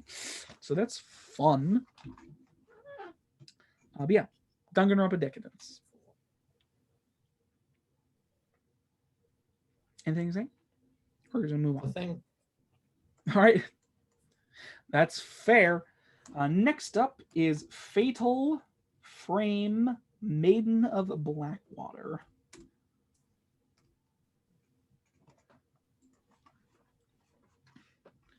Which is, excuse me, a Fatal Frame, Maiden of Blackwater, which is a port from, it is coming to Switch. It was originally released on the Wii U, but it's a port that's coming to Switch. Remaster, rather, I guess. Whatever. They're all words. You get what I mean. Anyways. It does not look like we have a... I don't remember if we got a release date or not. But, so, Fatal Frame is a very classic survival horror game about... It's very Japanese as well. Like you're dealing with like actual Japanese ghosts and yokai, and your only defense against them is a camera that captures their spirits. So you have to take pictures of ghosts, and you can only see them through the camera, I'm pretty sure, or at least some of them. So you have to take pictures of ghosts to get rid of them and seal their spirits, while trying to survive the absolute horrifying ghosts that are Japanese yokai. You know, I'm just going to say, there's something extra scary about Japanese ghosts. I don't know what it is, but there's something extra scary about Japanese ghosts and yokai. I don't know what it is specifically, but they are extra scary. But yeah, I'm sure, Matthew, you'll probably be really excited for this one, right? You want to play it. No. What do you mean you don't want to play it? I'm muting again. What? It's just a survival horror game. What's wrong with that? What's wrong with playing that? Yes. Series that started on the PS2, so it's a pretty old series at this point.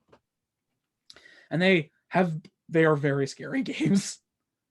Like, Resident Evil as a survival horror series is like kind of scary and does horror pretty well. But like Fatal Frame is like genuinely horrifying. And it does a lot of like camera work and weird things to make you unsettled and nervous. Stuff like that. It's very well done.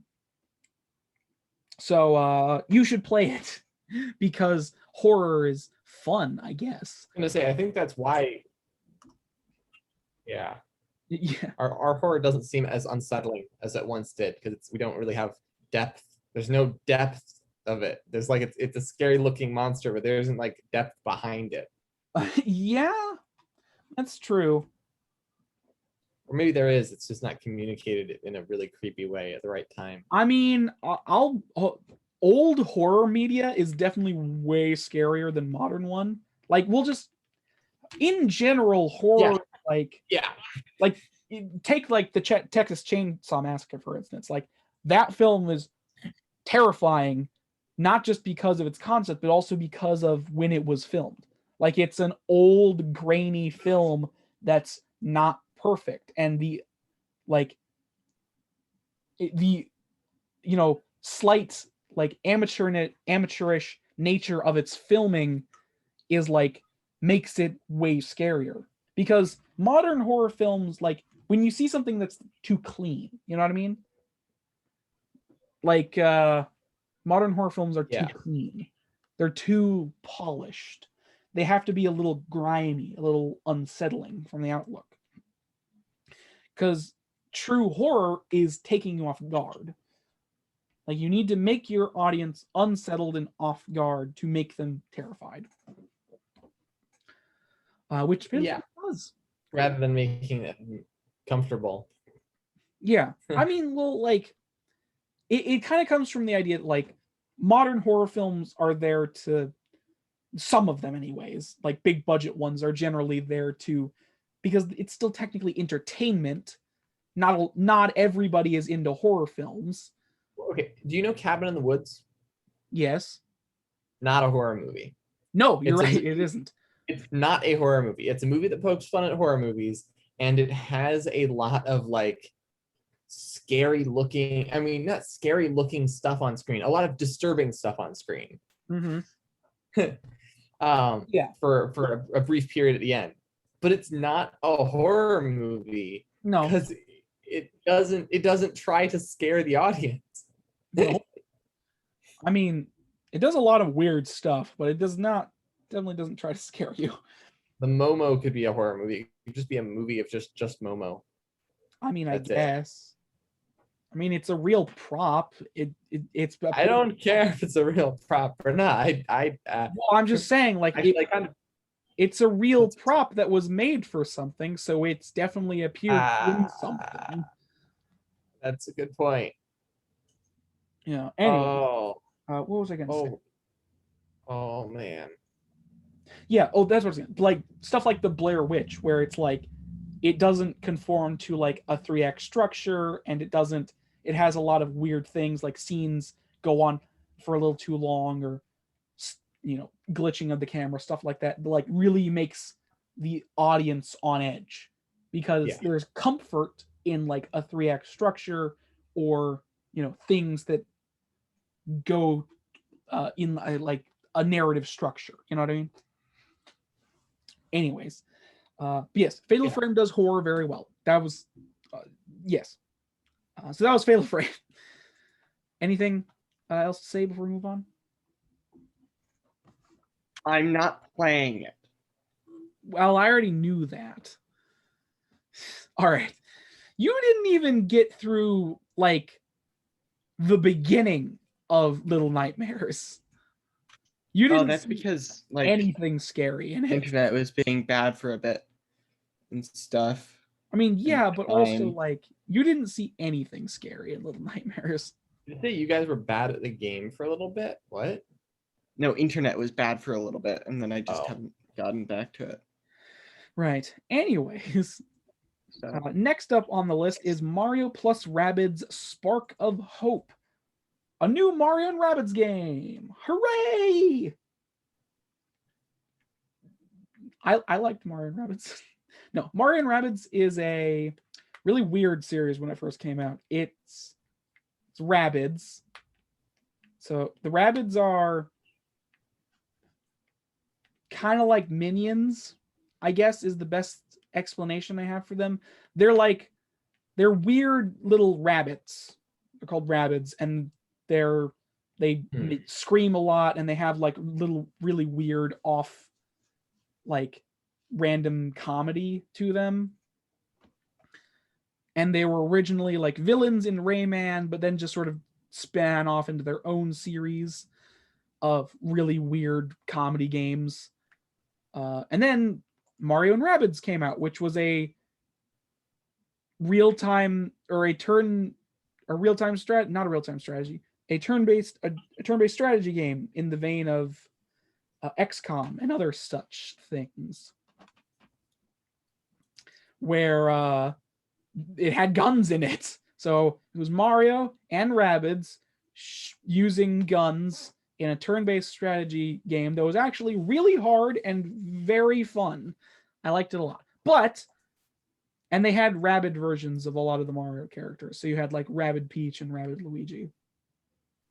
But Mario plus Rabbids Sparks of Hope is the sequel to it. It has an initial release date of 2022, so we'll see. I don't know when that's coming out specifically, but that. Now we have bigger. We have a universal. We have like a galaxy scale now, and we have rabid star people and rabid Rosalina, other things. One of the main key differences of this is that you can move around freely on the battlefield in a specific area. So you have free movement of the battlefield to do things into with this time, which I think is pretty interesting, especially since movement was a really big aspect of the first game. So that's interesting. But yeah, I'm excited for another one. Like, I really liked the original. I think this game will be good too. Yes. Anything to say? No. Okay. We're getting down. Okay. Oh my God. Okay. Next up is Advance Wars 1+2 Reboot Camp. So the original Advance Wars games have gotten remakes and is being put on the Switch.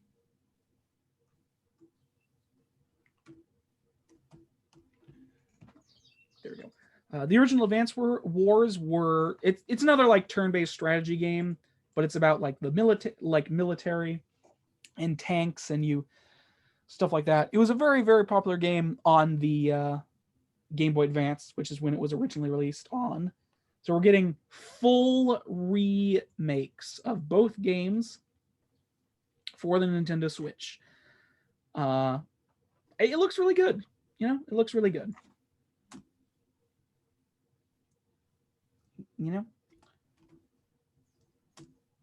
But yeah. Do we have a release date? It does not appear we have a release date, but that's fine.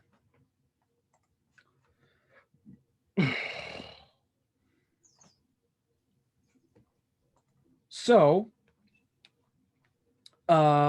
you guys don't know what this series is. I explained what it is, and you guys don't seem that caring about it. That's fine. All right. Sorry.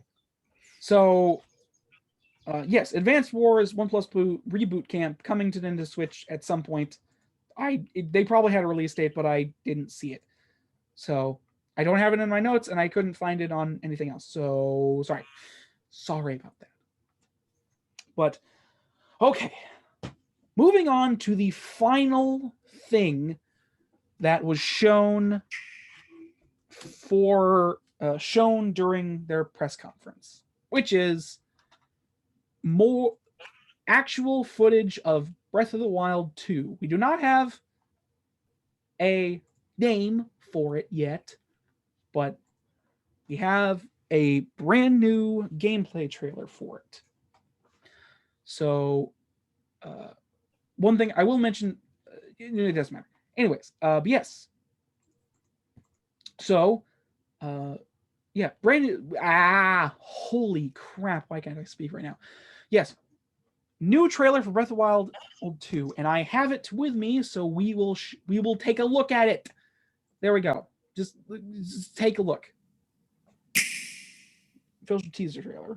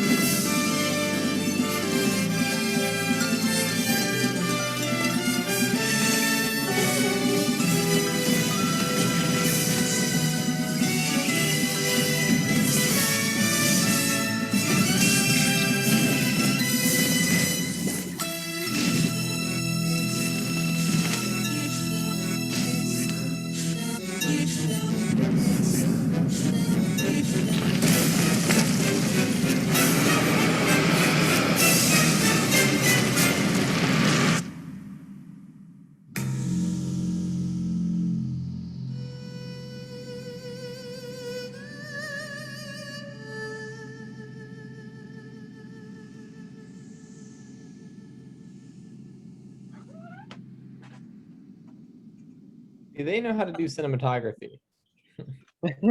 Yeah, Yeah, they do. I am yes. very interested. That is set release for 2022. I was right. And I'm trying to destroy my mouse. By accident.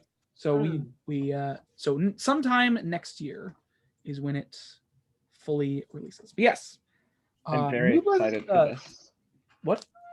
I'm very excited for this. It looks I'm very sure interesting. you are. I very much enjoyed the first one. I And was well. Sky. What? And I said, and Sky. And also Yeah. new different So that is abilities. one thing. So That's pretty cool. the as well as they did it so they are including now the skies of Hyrule on all those floating stuff. So now you can explore the skies of Hyrule as well as all a bunch of other stuff. And so some people were curious who we're playing as, and I feel like it's not obvious, I guess, since like it could be Zelda, I guess, but it could also very much just be Link with longer hair, considering I think, yeah, it's just Link, right? it's Yeah, probably I just believe Link. that's Link. Like, just going by the trailer itself, we saw Zelda fall into a pit, and then we see somebody reawaken again with a brand new arm of some kind. So I think it's kind of clear that we're probably just playing a really beaten up Link. A Link that lost an arm, got a new one, and then took a nap for a while to let his hair grow. And actually, it looks like his hair's down. Because his hair's not short in Breath of the Wild. just I guess up. that is technically. I mean, his hair is kind of short. It's only like tied up at the front, though. He doesn't have like a ponytail. Just saying. So yes, I guess it on the same dime though. It's like it could be Zelda. I guess. Like, it doesn't. No, yeah, he has a matter. ponytail. Small ponytail. I mean, I guess he does. I don't know. It's been a while since I've looked at Link from Breath of the Wild. So. But yes. So, Breath of the Wild. Yes, I am looking forward to this game because I have very much enjoyed the original Breath of the Wild. I think it's a very good game. From its own standpoint, it obviously has issues, as all games do, but it looks good. I'm interested in it. Also, just on the teaser we got originally and this trailer, so they go beneath the castle and they find Ganon's dried up husk of a corpse, and then it just explodes with power again, I guess, and makes the castle float in the air. Something like that. That's not fair. I'm not sure what is I'm not sure what story they're going to go for, especially since I don't even know how long it takes place after the original. Like, does it take place immediately? A couple months? I mean, it probably doesn't. I don't know. Just saying. Like, the world was already ended technically in a post-apocalyptic form for like over 100 years, and then it just gets fucked up again. It happens occasionally. Yes. Some people have want them to redo the combat and some other things. Make the runes that you get more applicable in situations and possibly improve the combat. I never found the combat that bad. It's fine for what it is. It's not like you're in combat 24/7 anyways. But I do think having the runes be more like applicable outside of the very specific situations in the puzzles would be more interesting. But yeah. New Breath of the Wild. We still don't have too much information on it. It was a gameplay trailer. Some of the things noted during it as obviously you're going to the sky. The fact that Link or Zelda, I guess, is missing an arm. There's some new gameplay mechanics like forts on the backs of those rock guys. Stuff like that. That's not what I wanted. And teleporting. There's teleporting. I mean, probably. Climb through the ceiling. Yes. I'm curious about that. Yeah. That sounds like it'll be fun to try to like see how they design maps for that, because you got to have a hint to know that there's something to jump through. Otherwise, you're just gonna be jumping it off of everything. That is true.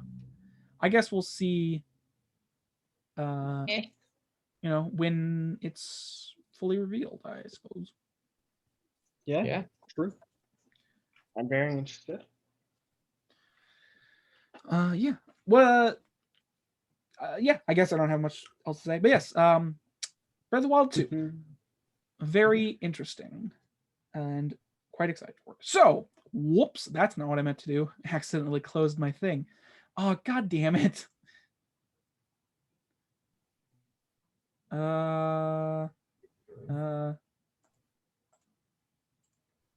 Okay, whoopsies. I accidentally closed a bunch of things that were important. Whoops. All right, so next up, so yes, that was the end of the Nintendo Direct press conference. They also did, I will say, they did a Nintendo Treehouse where they showed off some gameplay for games they released, specifically Metroid Dread. They showed off more gameplay of it during the Treehouse. I didn't take a look at it, unfortunately, but I kind of got the gist of what the gameplay was going to be like from the trailer itself. So, but yes. Next up, okay, so this will be the final conference we look at today. Thankfully. I didn't realize it was going to take this long, unfortunately, but whatever. So next up is the Xbox Bethesda showcase that they did. You remember how Xbox and Bethesda decided to do their own showcase that wasn't technically part of E3, but wasn't part of Summer Games Fest either, and it was just its own thing? Yeah, we're taking a look at that. So this press conference is the most like corporate of the ones we've looked at. Okay, it starts off with Todd Howard, the CEO of, I believe he's the CEO of Bethesda, coming out and he's talking about all this stuff. He's like, "Oh, I'm so excited," and all this weird. I don't really care what he was talking about. But yeah, Todd Howard came out and I think he was talking about some of the releases and whatever. he mentioned Fallout and that's right. Because the first thing they showed was Starfield, which is the first thing they showed. And he was preferencing Starfield. So Starfield is the first thing we're going to look at. It is a brand new title from Bethesda.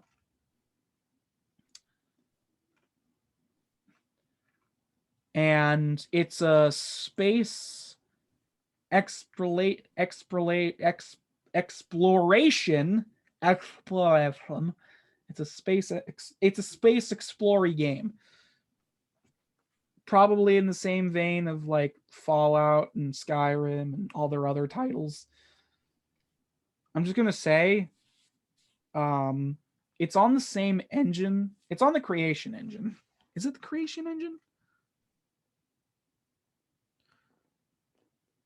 Yeah, it's a science fiction RPG releasing exclusively to the Xbox. Okay, all the games that are going to appear here are basically Xbox exclusive because it was their press conference. So everything here is pretty much Xbox and PC exclusive. Just going to put that out there.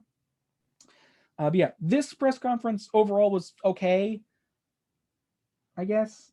It wasn't, it had some weird stuff to it, and we'll get to that. But so Starfield, getting back to Starfield, which you can look up screenshots of if you want. If you want to get an idea of what I'm talking about. Like I said, Starfield, it's a sci-fi RPG that is on the same engine that they've used for literally every game for the past, 10 years. It's not a good engine. It's a very flawed engine that does not allow, it's incredibly glitchy and weird. And I highly doubt the game will run very well. It'll probably have tons of glitches, as every Bethesda game does. Yes. What was I gonna say? Oh yeah. So the trailer for this one, I'm just gonna say, this game reminded me of No Man's Sky. In fact, I thought it was No Man's Sky when I first saw the trailer. I was like, that No Man's Sky? It's like, nope, Starfield. Well, that doesn't look very good. It did that thing that I really hated, or that thing I really hate about any trailer, is it was all like CGI. Oh. It was like it was considered like a teaser, but it was all CGI. Didn't show any gameplay or any concept of what the game is going to be. We just have a vague idea, which is not super great. But you're muted. I was saying, no, that's exactly what you want. You only want a vague idea. No, I want the whole idea, actually. No. You only want a vague one. Yes.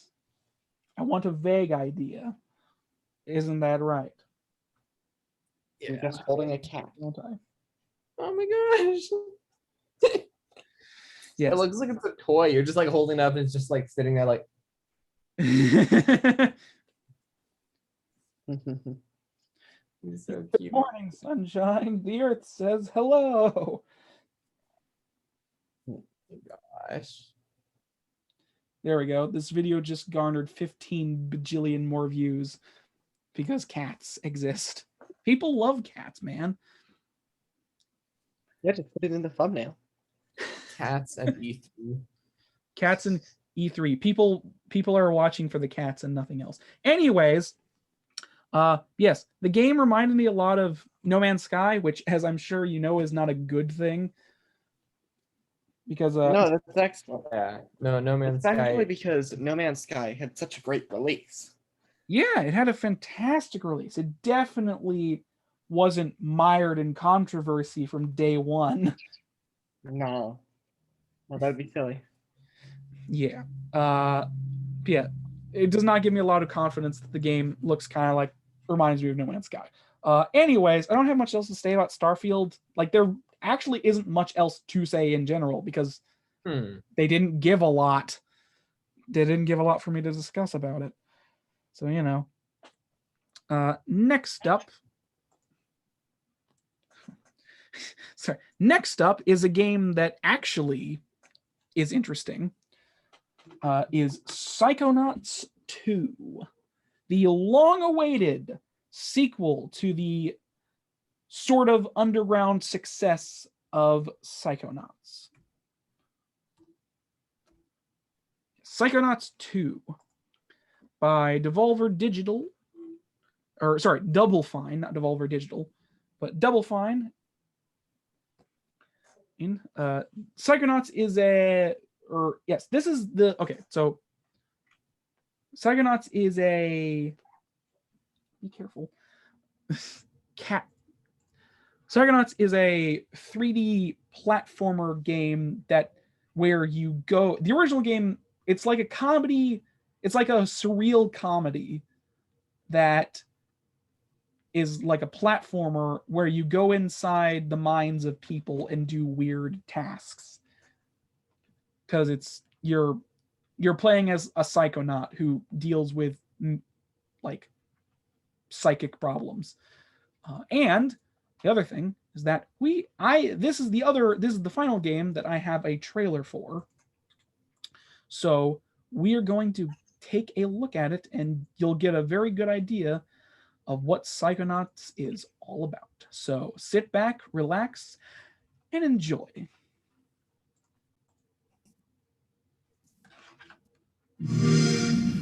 Approaching the Motherlode. I can't believe I'm really here! Psychonauts headquarters! Look at all these gadgets! The mind is the final frontier of humanity. I'm ready for anything.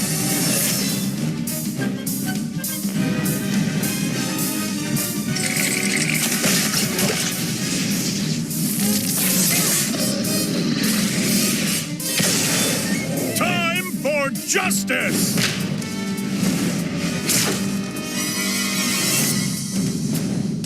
The fate of the free-thinking world is in your hands.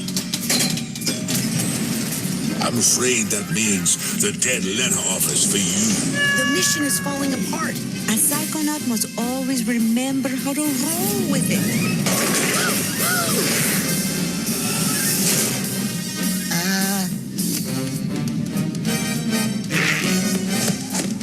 What am I doing? This is a mission about the fate of the world. Can you do that? Yes, if I can find some bacon. I'm going to ignore that last part.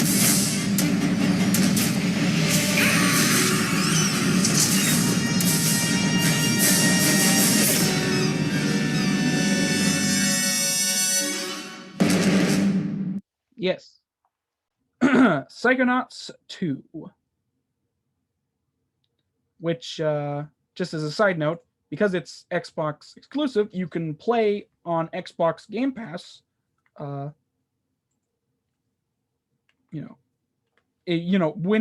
it comes out, you can play it with Xbox Game Pass. So there's that. Also, release August 25th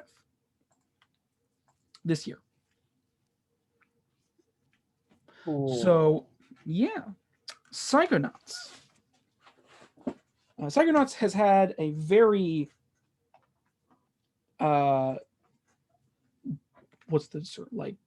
dedicated fan base over the years.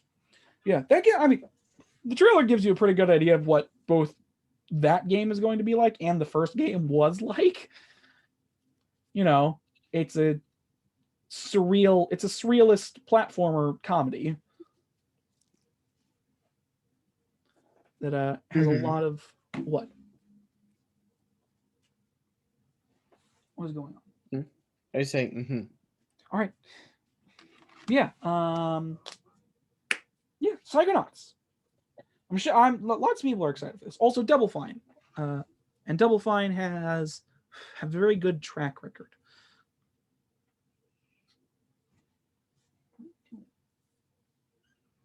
What?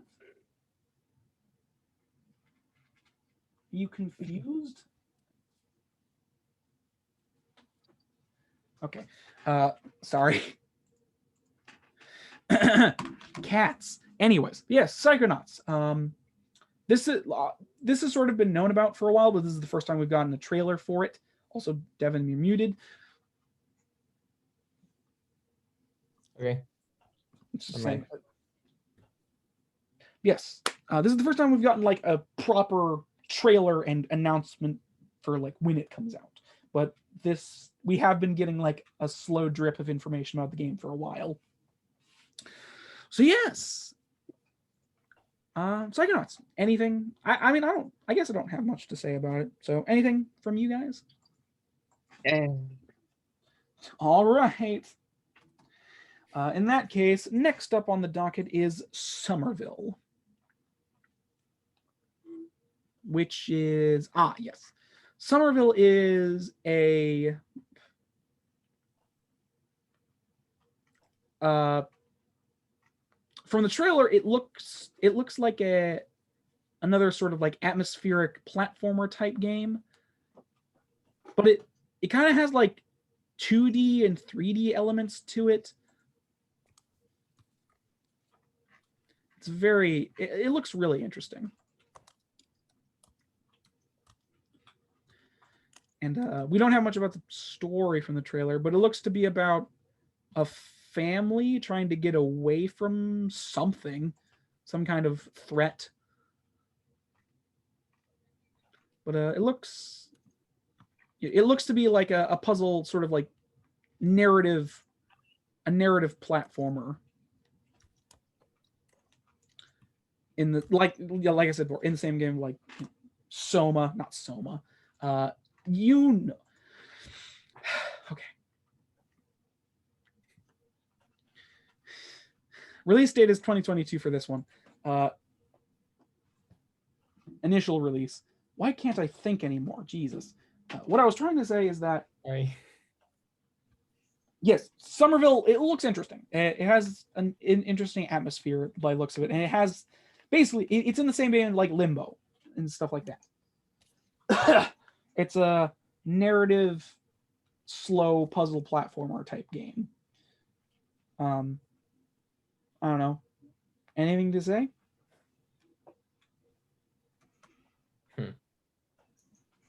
I looked it up. I'm just searching around on it. All right. It's a game. It looks a bit depressing. Yeah, it'll Maybe probably use have your phone real quick. Hold on. What? What's going on? Uh-oh. All right. Anyways, yeah. Somerville. I'm trying to call him. I can't answer on my phone. Oh. Where's my phone? All right, I'm gonna. Where? So, yes, Somerville. Matthew, do you have anything to say about Somerville before we move on? It's just kind of a narrative play. No. It looks kind of interesting, but you know. Yeah, it looks like the kind of game I would just kind of be like, Yeah, Well, one of those. So next up is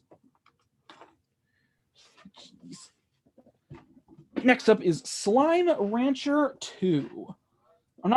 Slime Rancher was pretty successful when it came out. Slime Rancher is, well, it's a game where you ranch slimes. It's like it's kind of like a farming sim survival game type thing where you ranch. Yeah, it's a ranch sim where you ranch slimes. I know. I just think it's funny. You ranch them. I'm gonna go ranch some slimes. I'll ranch them. I mean, is there a term? Is there another term for that? Or no, it just sounds funny. Like I'm gonna ranch them. Ranch them. I'm gonna ranch them. Ranch. I'm gonna Wreck-It say Ranch. stuff from Devin's computer. Wreck-It Okay. Ranch. I'm gonna ranch them. Yeah, ranch them. Okay. Ranch. All right. So, but yes, Slime Rancher 2 is sequel to Slime Rancher. It looks colorful and fun, just like the first one. I'm not sure what they're going to add per se. Coming 2022 by the looks of things. And yeah, Okay. I mean, like, you know, it's in that vein of like survival farming type thing where you ranch a specific thing, and there's a bunch of like weird puzzles that you can do as well around the world. It's fun. It's fun and cute. But yeah. So, moving on to Atomic Heart. Why did I put this on here? Okay. Atomic Heart. Okay. I remember why I put this on here. Looks kind of cool and kind of creepy at the same time. Yeah, Atomic Heart is a first-person shooter, action role-playing game. Russian, yeah, it's by a Russian studio, which is really cool. Mundfish. Planned for release for certain systems. I need to look at this. Hold on a second. But yeah, Atomic Heart. I have it in my notes. For some reason, I can't. Oh, yeah. That's right. This is a very strange game.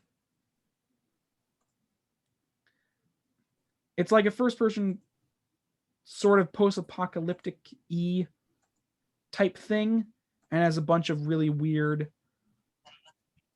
like enemies and stuff. It looks very interesting, actually. I remember why I put it on here now. Oh yeah, it kind of reminds me of like BioShock Infinite, actually. But yeah, Atomic Heart. It looks interesting. Not everything has to have a mountain of dialogue said about it. Fucking flies.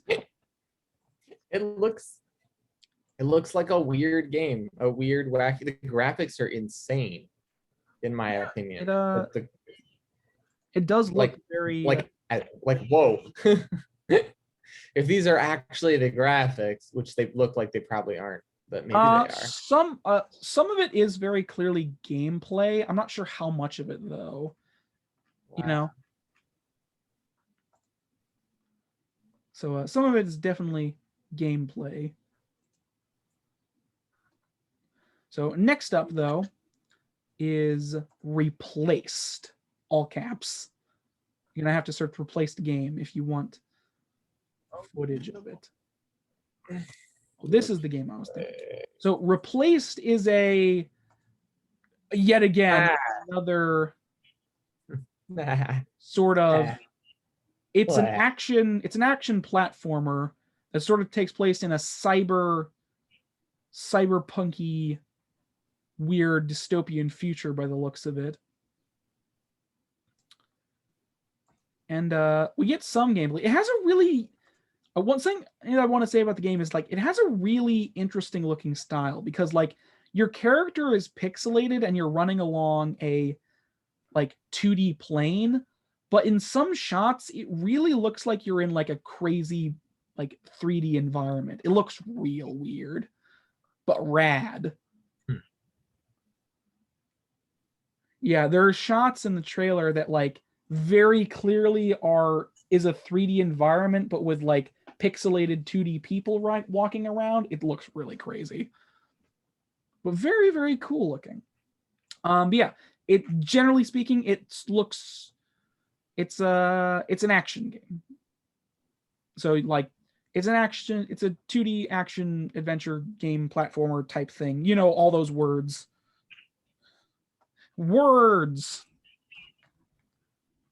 Yeah, it looks cool though. All right, we only have 3 more, and then we're done. Next up is okay. Actually, anything to say about Replaced or? No.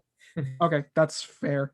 I mean, it looks cool, but like, you know, I don't have much to say. Here's the thing. I don't have gameplay, so I just have the images, and It looks like GTA, I mean, but yes, with kind of. more I mean, stuff like happening. you can look at the trailers. You have Wait, that no, ability. that's not even that. Never mind. It doesn't look like that. I mean, I could look at the trailers. I'm just saying. I have to mute them. Next up is ELDEN Chronicle 100 Heroes and what was the other one? 100 Heroes ELDEN. That's not what I wanted. That's an EIYU. If you want to search it.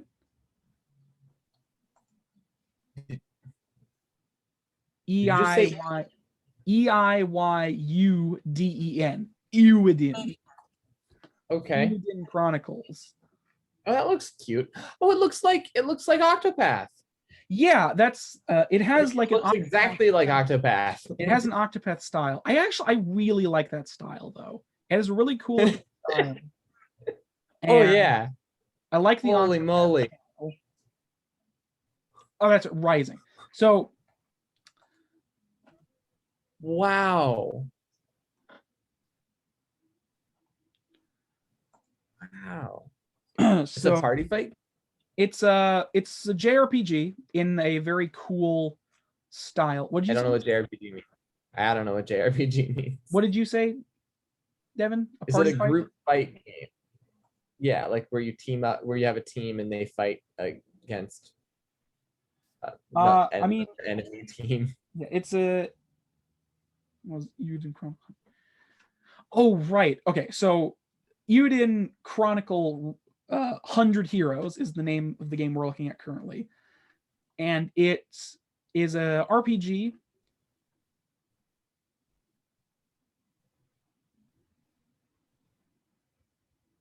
Sorry. It's an RPG with like a very Octopath style to it, and the trailer makes it look very cool. It has like a huge cast of characters.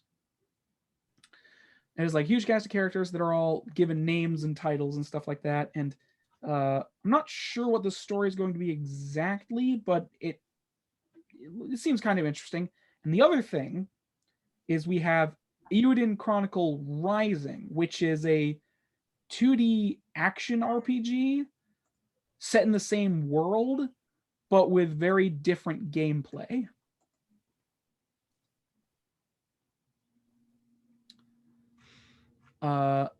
And both of which are coming out. When are they coming out? Hold on a second. Release date. What are you doing? Ah, that's right. So ELDEN Chronicle 100 Heroes is coming out 2023. So that's 2 years away. But Rising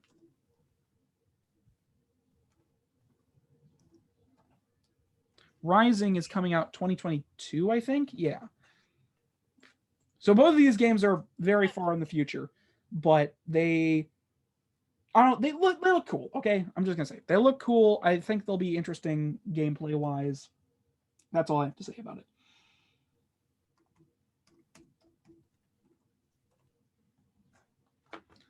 Anything from you guys though?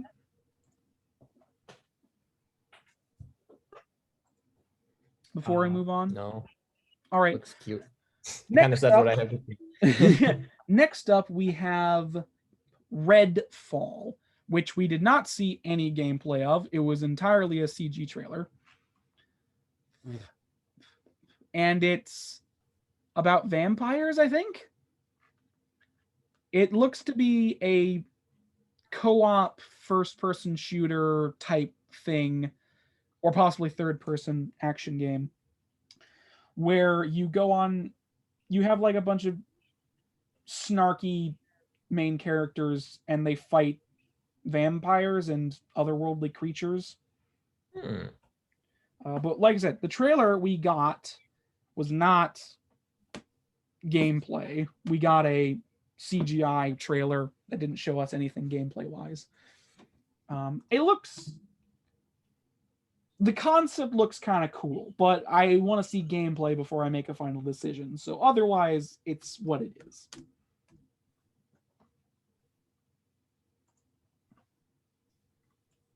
I can't spell.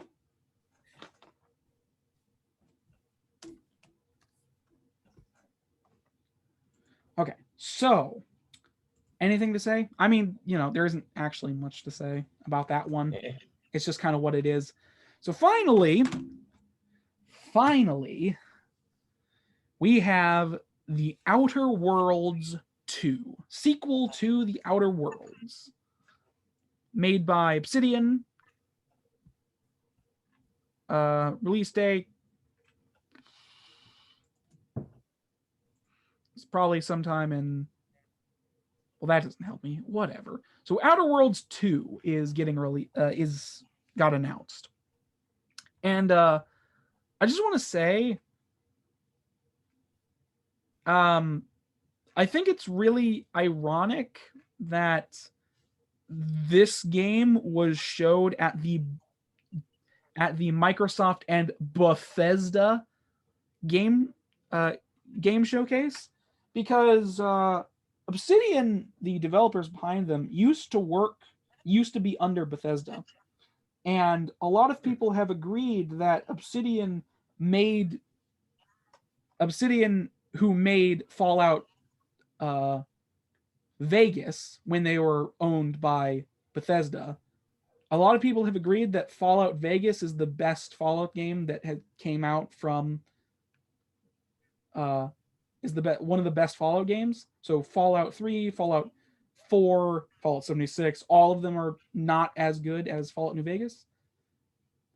So maybe it's just me, but isn't it kind of poetic irony that Obsidian gets to showcase their new game, Outer Worlds, which is essentially, that type of RPG in space. So kind of like Fallout and Sky, like that kind of RPG shooter in space, during a showcase that proudly presents Bethesda as the second name. Isn't that kind of ironic? Isn't that just me? But I think there's some poetic irony in that. It's like, here you go. The show was literally called the Microsoft and Bethesda Game Showcase. I think it's kind of funny. So yeah. Yes, that was Outer Worlds 2. We don't have any information on it. It'll probably be pretty similar to Outer Worlds 1, which was like, it's a space shooter RPG. I guess you could call it generic. I guess it's kind of like a generic term. I'm using generic terms to describe it, but I mean, that's what it was. So in terms of actual genre. Okay. Yeah. Space shooter RPG. I can understand. I can picture that in my head. Yeah, a lot of people really liked The Outer Wilds when it first came out, because people really wanted a good game that mimicked Fallout, and we hadn't got one in a while. So there you go. Yes. So that's the end of the Xbox Bethesda Games Showcase. I am actually glad. So just to say, there are about 4 other press conferences that I could have wrote stuff down for. I'm glad I didn't at this point, because holy shit, that took a long time. Yeah, wow. There's so much to talk about, man. Okay. Next week, we might take a look at the rest of the stuff, depending on how I feel about it. But at that point, everybody would have known about it anyway, so whatever. Yes. So that is technically the end of the news segment. I hope you enjoyed me rambling for like an hour about all the games that I thought were interesting for those press conferences.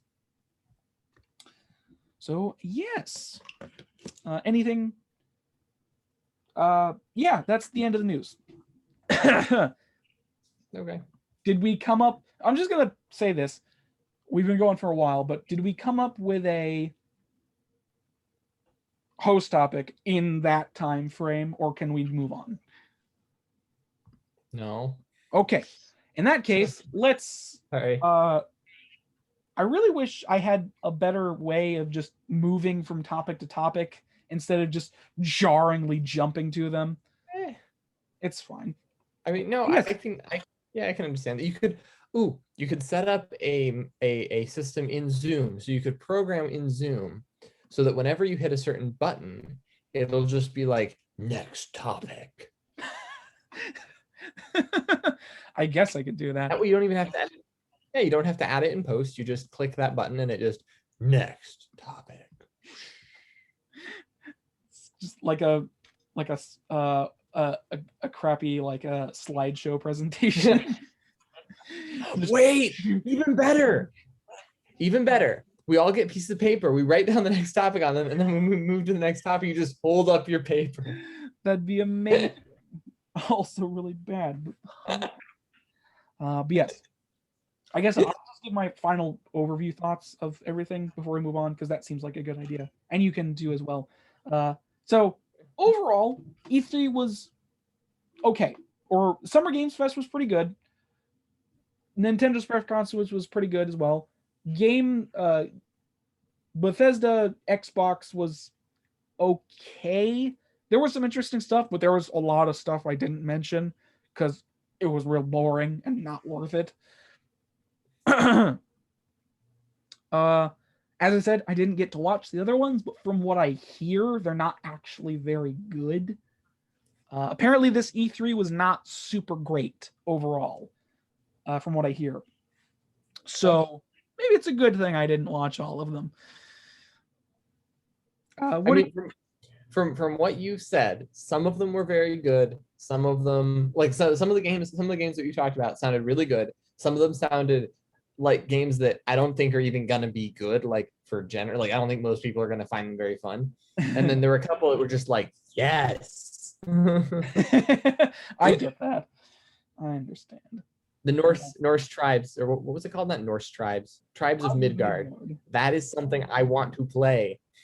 Well, but I have to see a review first. I have to see a review to see if it actually works the way I think it does. And if it does, I want to play that. Yeah, it looks super. It does look super cool. Yeah. So just, I guess, Matthew, overall thoughts of what we discussed?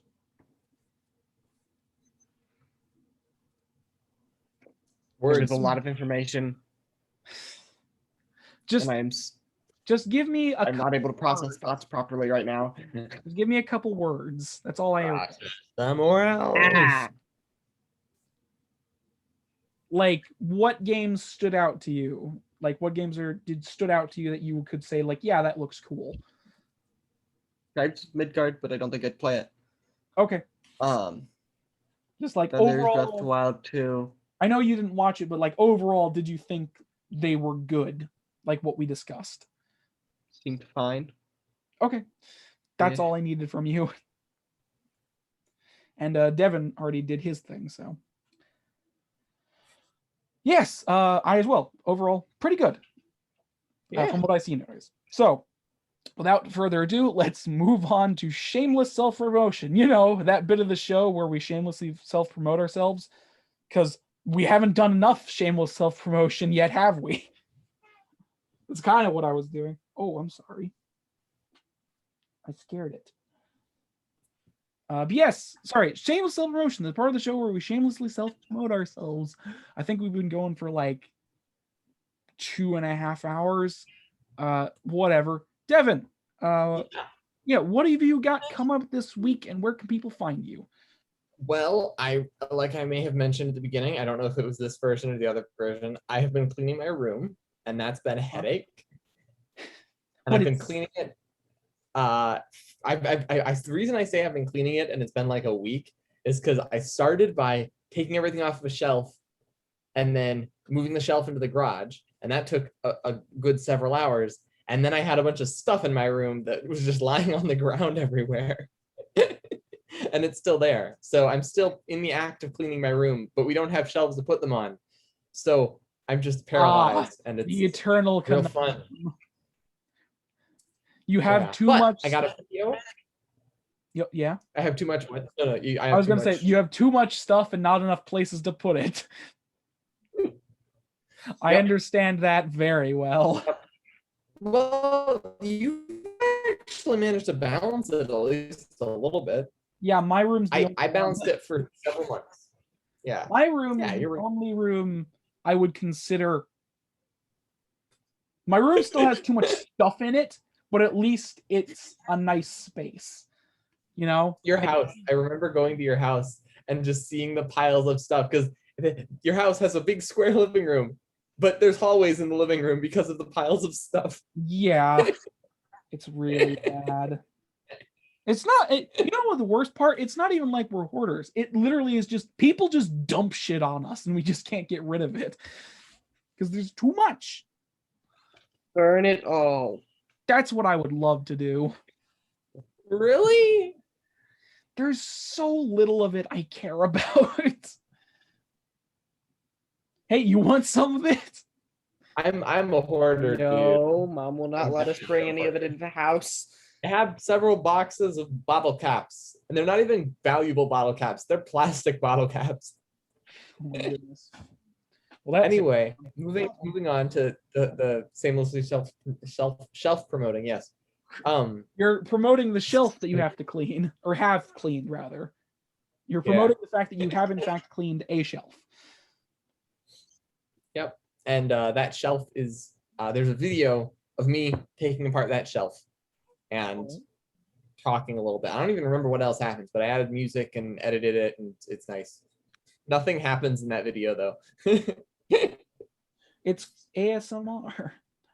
Yeah, and that's coming up later today after the podcast. I'll upload it, or after Matthew gets back from going wherever he's going. All right. And then I also have another channel that's going up on the Ragamuffin on the Upstart Ragamuffin. All right.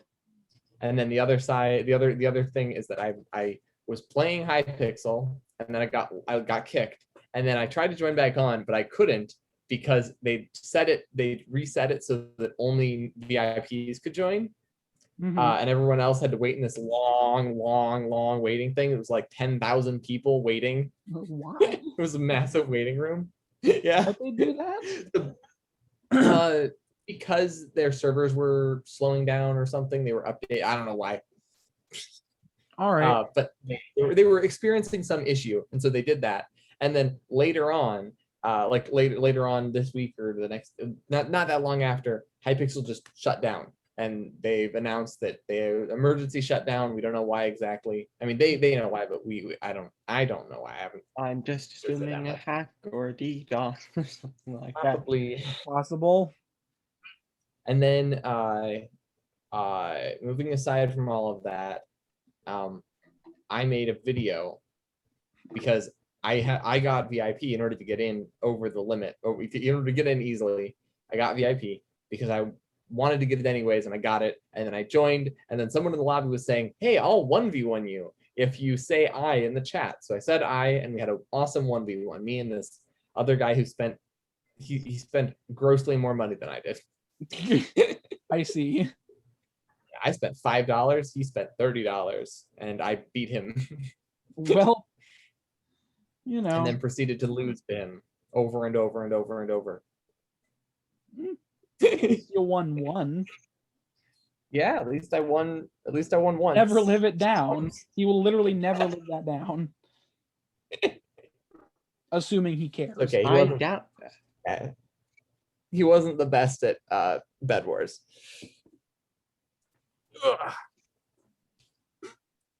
Right. All right.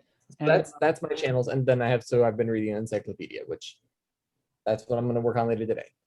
All right. Sounds fantabuloso. And all of them are really tiny channels that no one cares about. No, people care. So, no, I know. Let me rephrase that. Not all of them are channels that have not become relevant yet. I mean, this channel hasn't become relevant. I mean, yeah, but like the difference between my channel and this channel is like not that big. I mean, podcasts are so uncommon, so At least this channel podcasts are has, real uncommon. Aaron, specifically at one least this saying channel has, at least it has a specifically- consistent upload schedule. True. Consistency is key in many things. Oh man. But yeah, So so that's- that's what you got coming up this week? All right. Good for you. Good for you. Matthew, what have you got coming I'm up this still week? editing. Where can people find you? What have you got coming up this week? Where can you find me? You can find me on Mystical Meanderings, where you can technically watch some stuff right now, but it's going to be moved, or at least privated. Probably just moved to another channel. But actually, I might just rename that channel. No, that would be too complicated. And then I'm also gonna eventually work on Minecraft stuff for the others. I'm also Sounds eventually good. gonna work on Minecraft stuff for the other channel of mine, Hologram. It doesn't have any uploads on it currently, so don't look it up. You won't find anything. Literally, I mean, you'll find the nothing. video doesn't. You will find Well, something, yeah, but the something will in fact be nothing. Well, no, you won't find anything if you search it, because a channel doesn't show up if it doesn't have any videos on it, I see. or at least any public ones, because there's no point All right then. in the search. Anyway, yeah, that's what I'm You've just been doing, and editing? hopefully I'll have the video that I'm. Yeah, hopefully I'll have the audio video that I'm editing out by Tuesday. Hopefully, editing. Editing. It takes a small amount of time, but I'm also going for quality, so I'm cool with it taking a while. That's fine. I'd like to get it out on Tuesday, but time exists. You're right. Time So- is indeed a thing that exists. If I could just do an all-nighter working on it, that would be great, but I can't. Yeah. Rules. Yeah. Also, health, but who cares about that? There you all. All right. So that's what you got. Well, Okay. Yeah, Yes. and I need to go. All right. Well, I'm about to do my thing. You have enough time for me to do this. Like we're Technically, literally about to end probably. off. no, yeah, we Okay, have time. yes. We haven't. Yes, it's gonna take you 12 minutes though. So yes. What have I been doing this week? What have I been doing this week? Yes, we're back at the beginning of the podcast. No time for you. What do I have coming up this week? Well, as per usual, the podcast will continue to be uploaded on Sundays at a time. I don't have like a definitive time when they go up. I just upload them as early as possible, which is like very early in the day because I wake up at like 6 a.m. and I usually upload them as soon as I wake up. So they like, they're there if you want to watch them, I guess.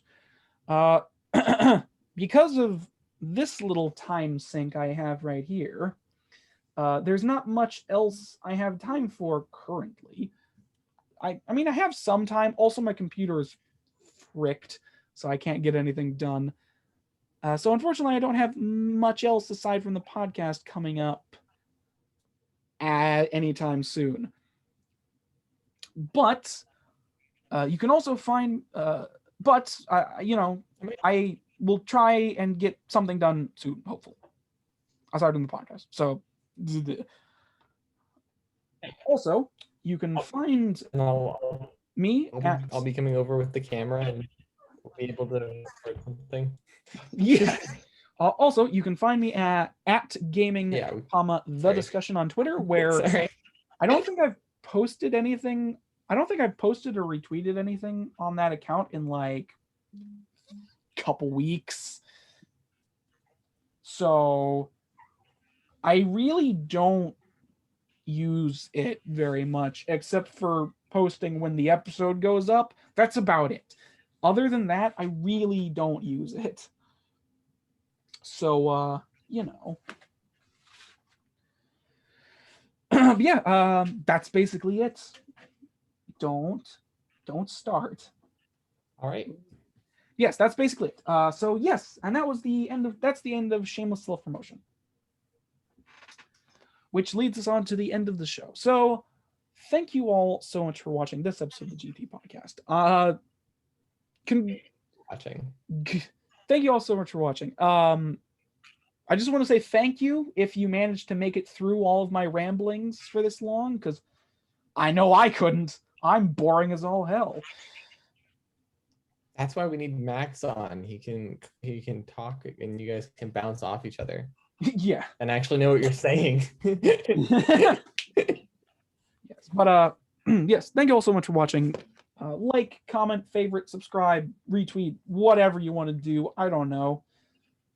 Save to a playlist, share. Do the thing that makes the thing more thing. You rip got clips, and Rip make a little clip videos. Rip a clip and then retweet it. It's a great idea. Yes.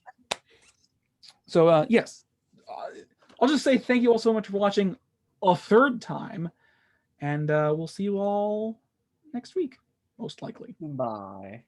Bye.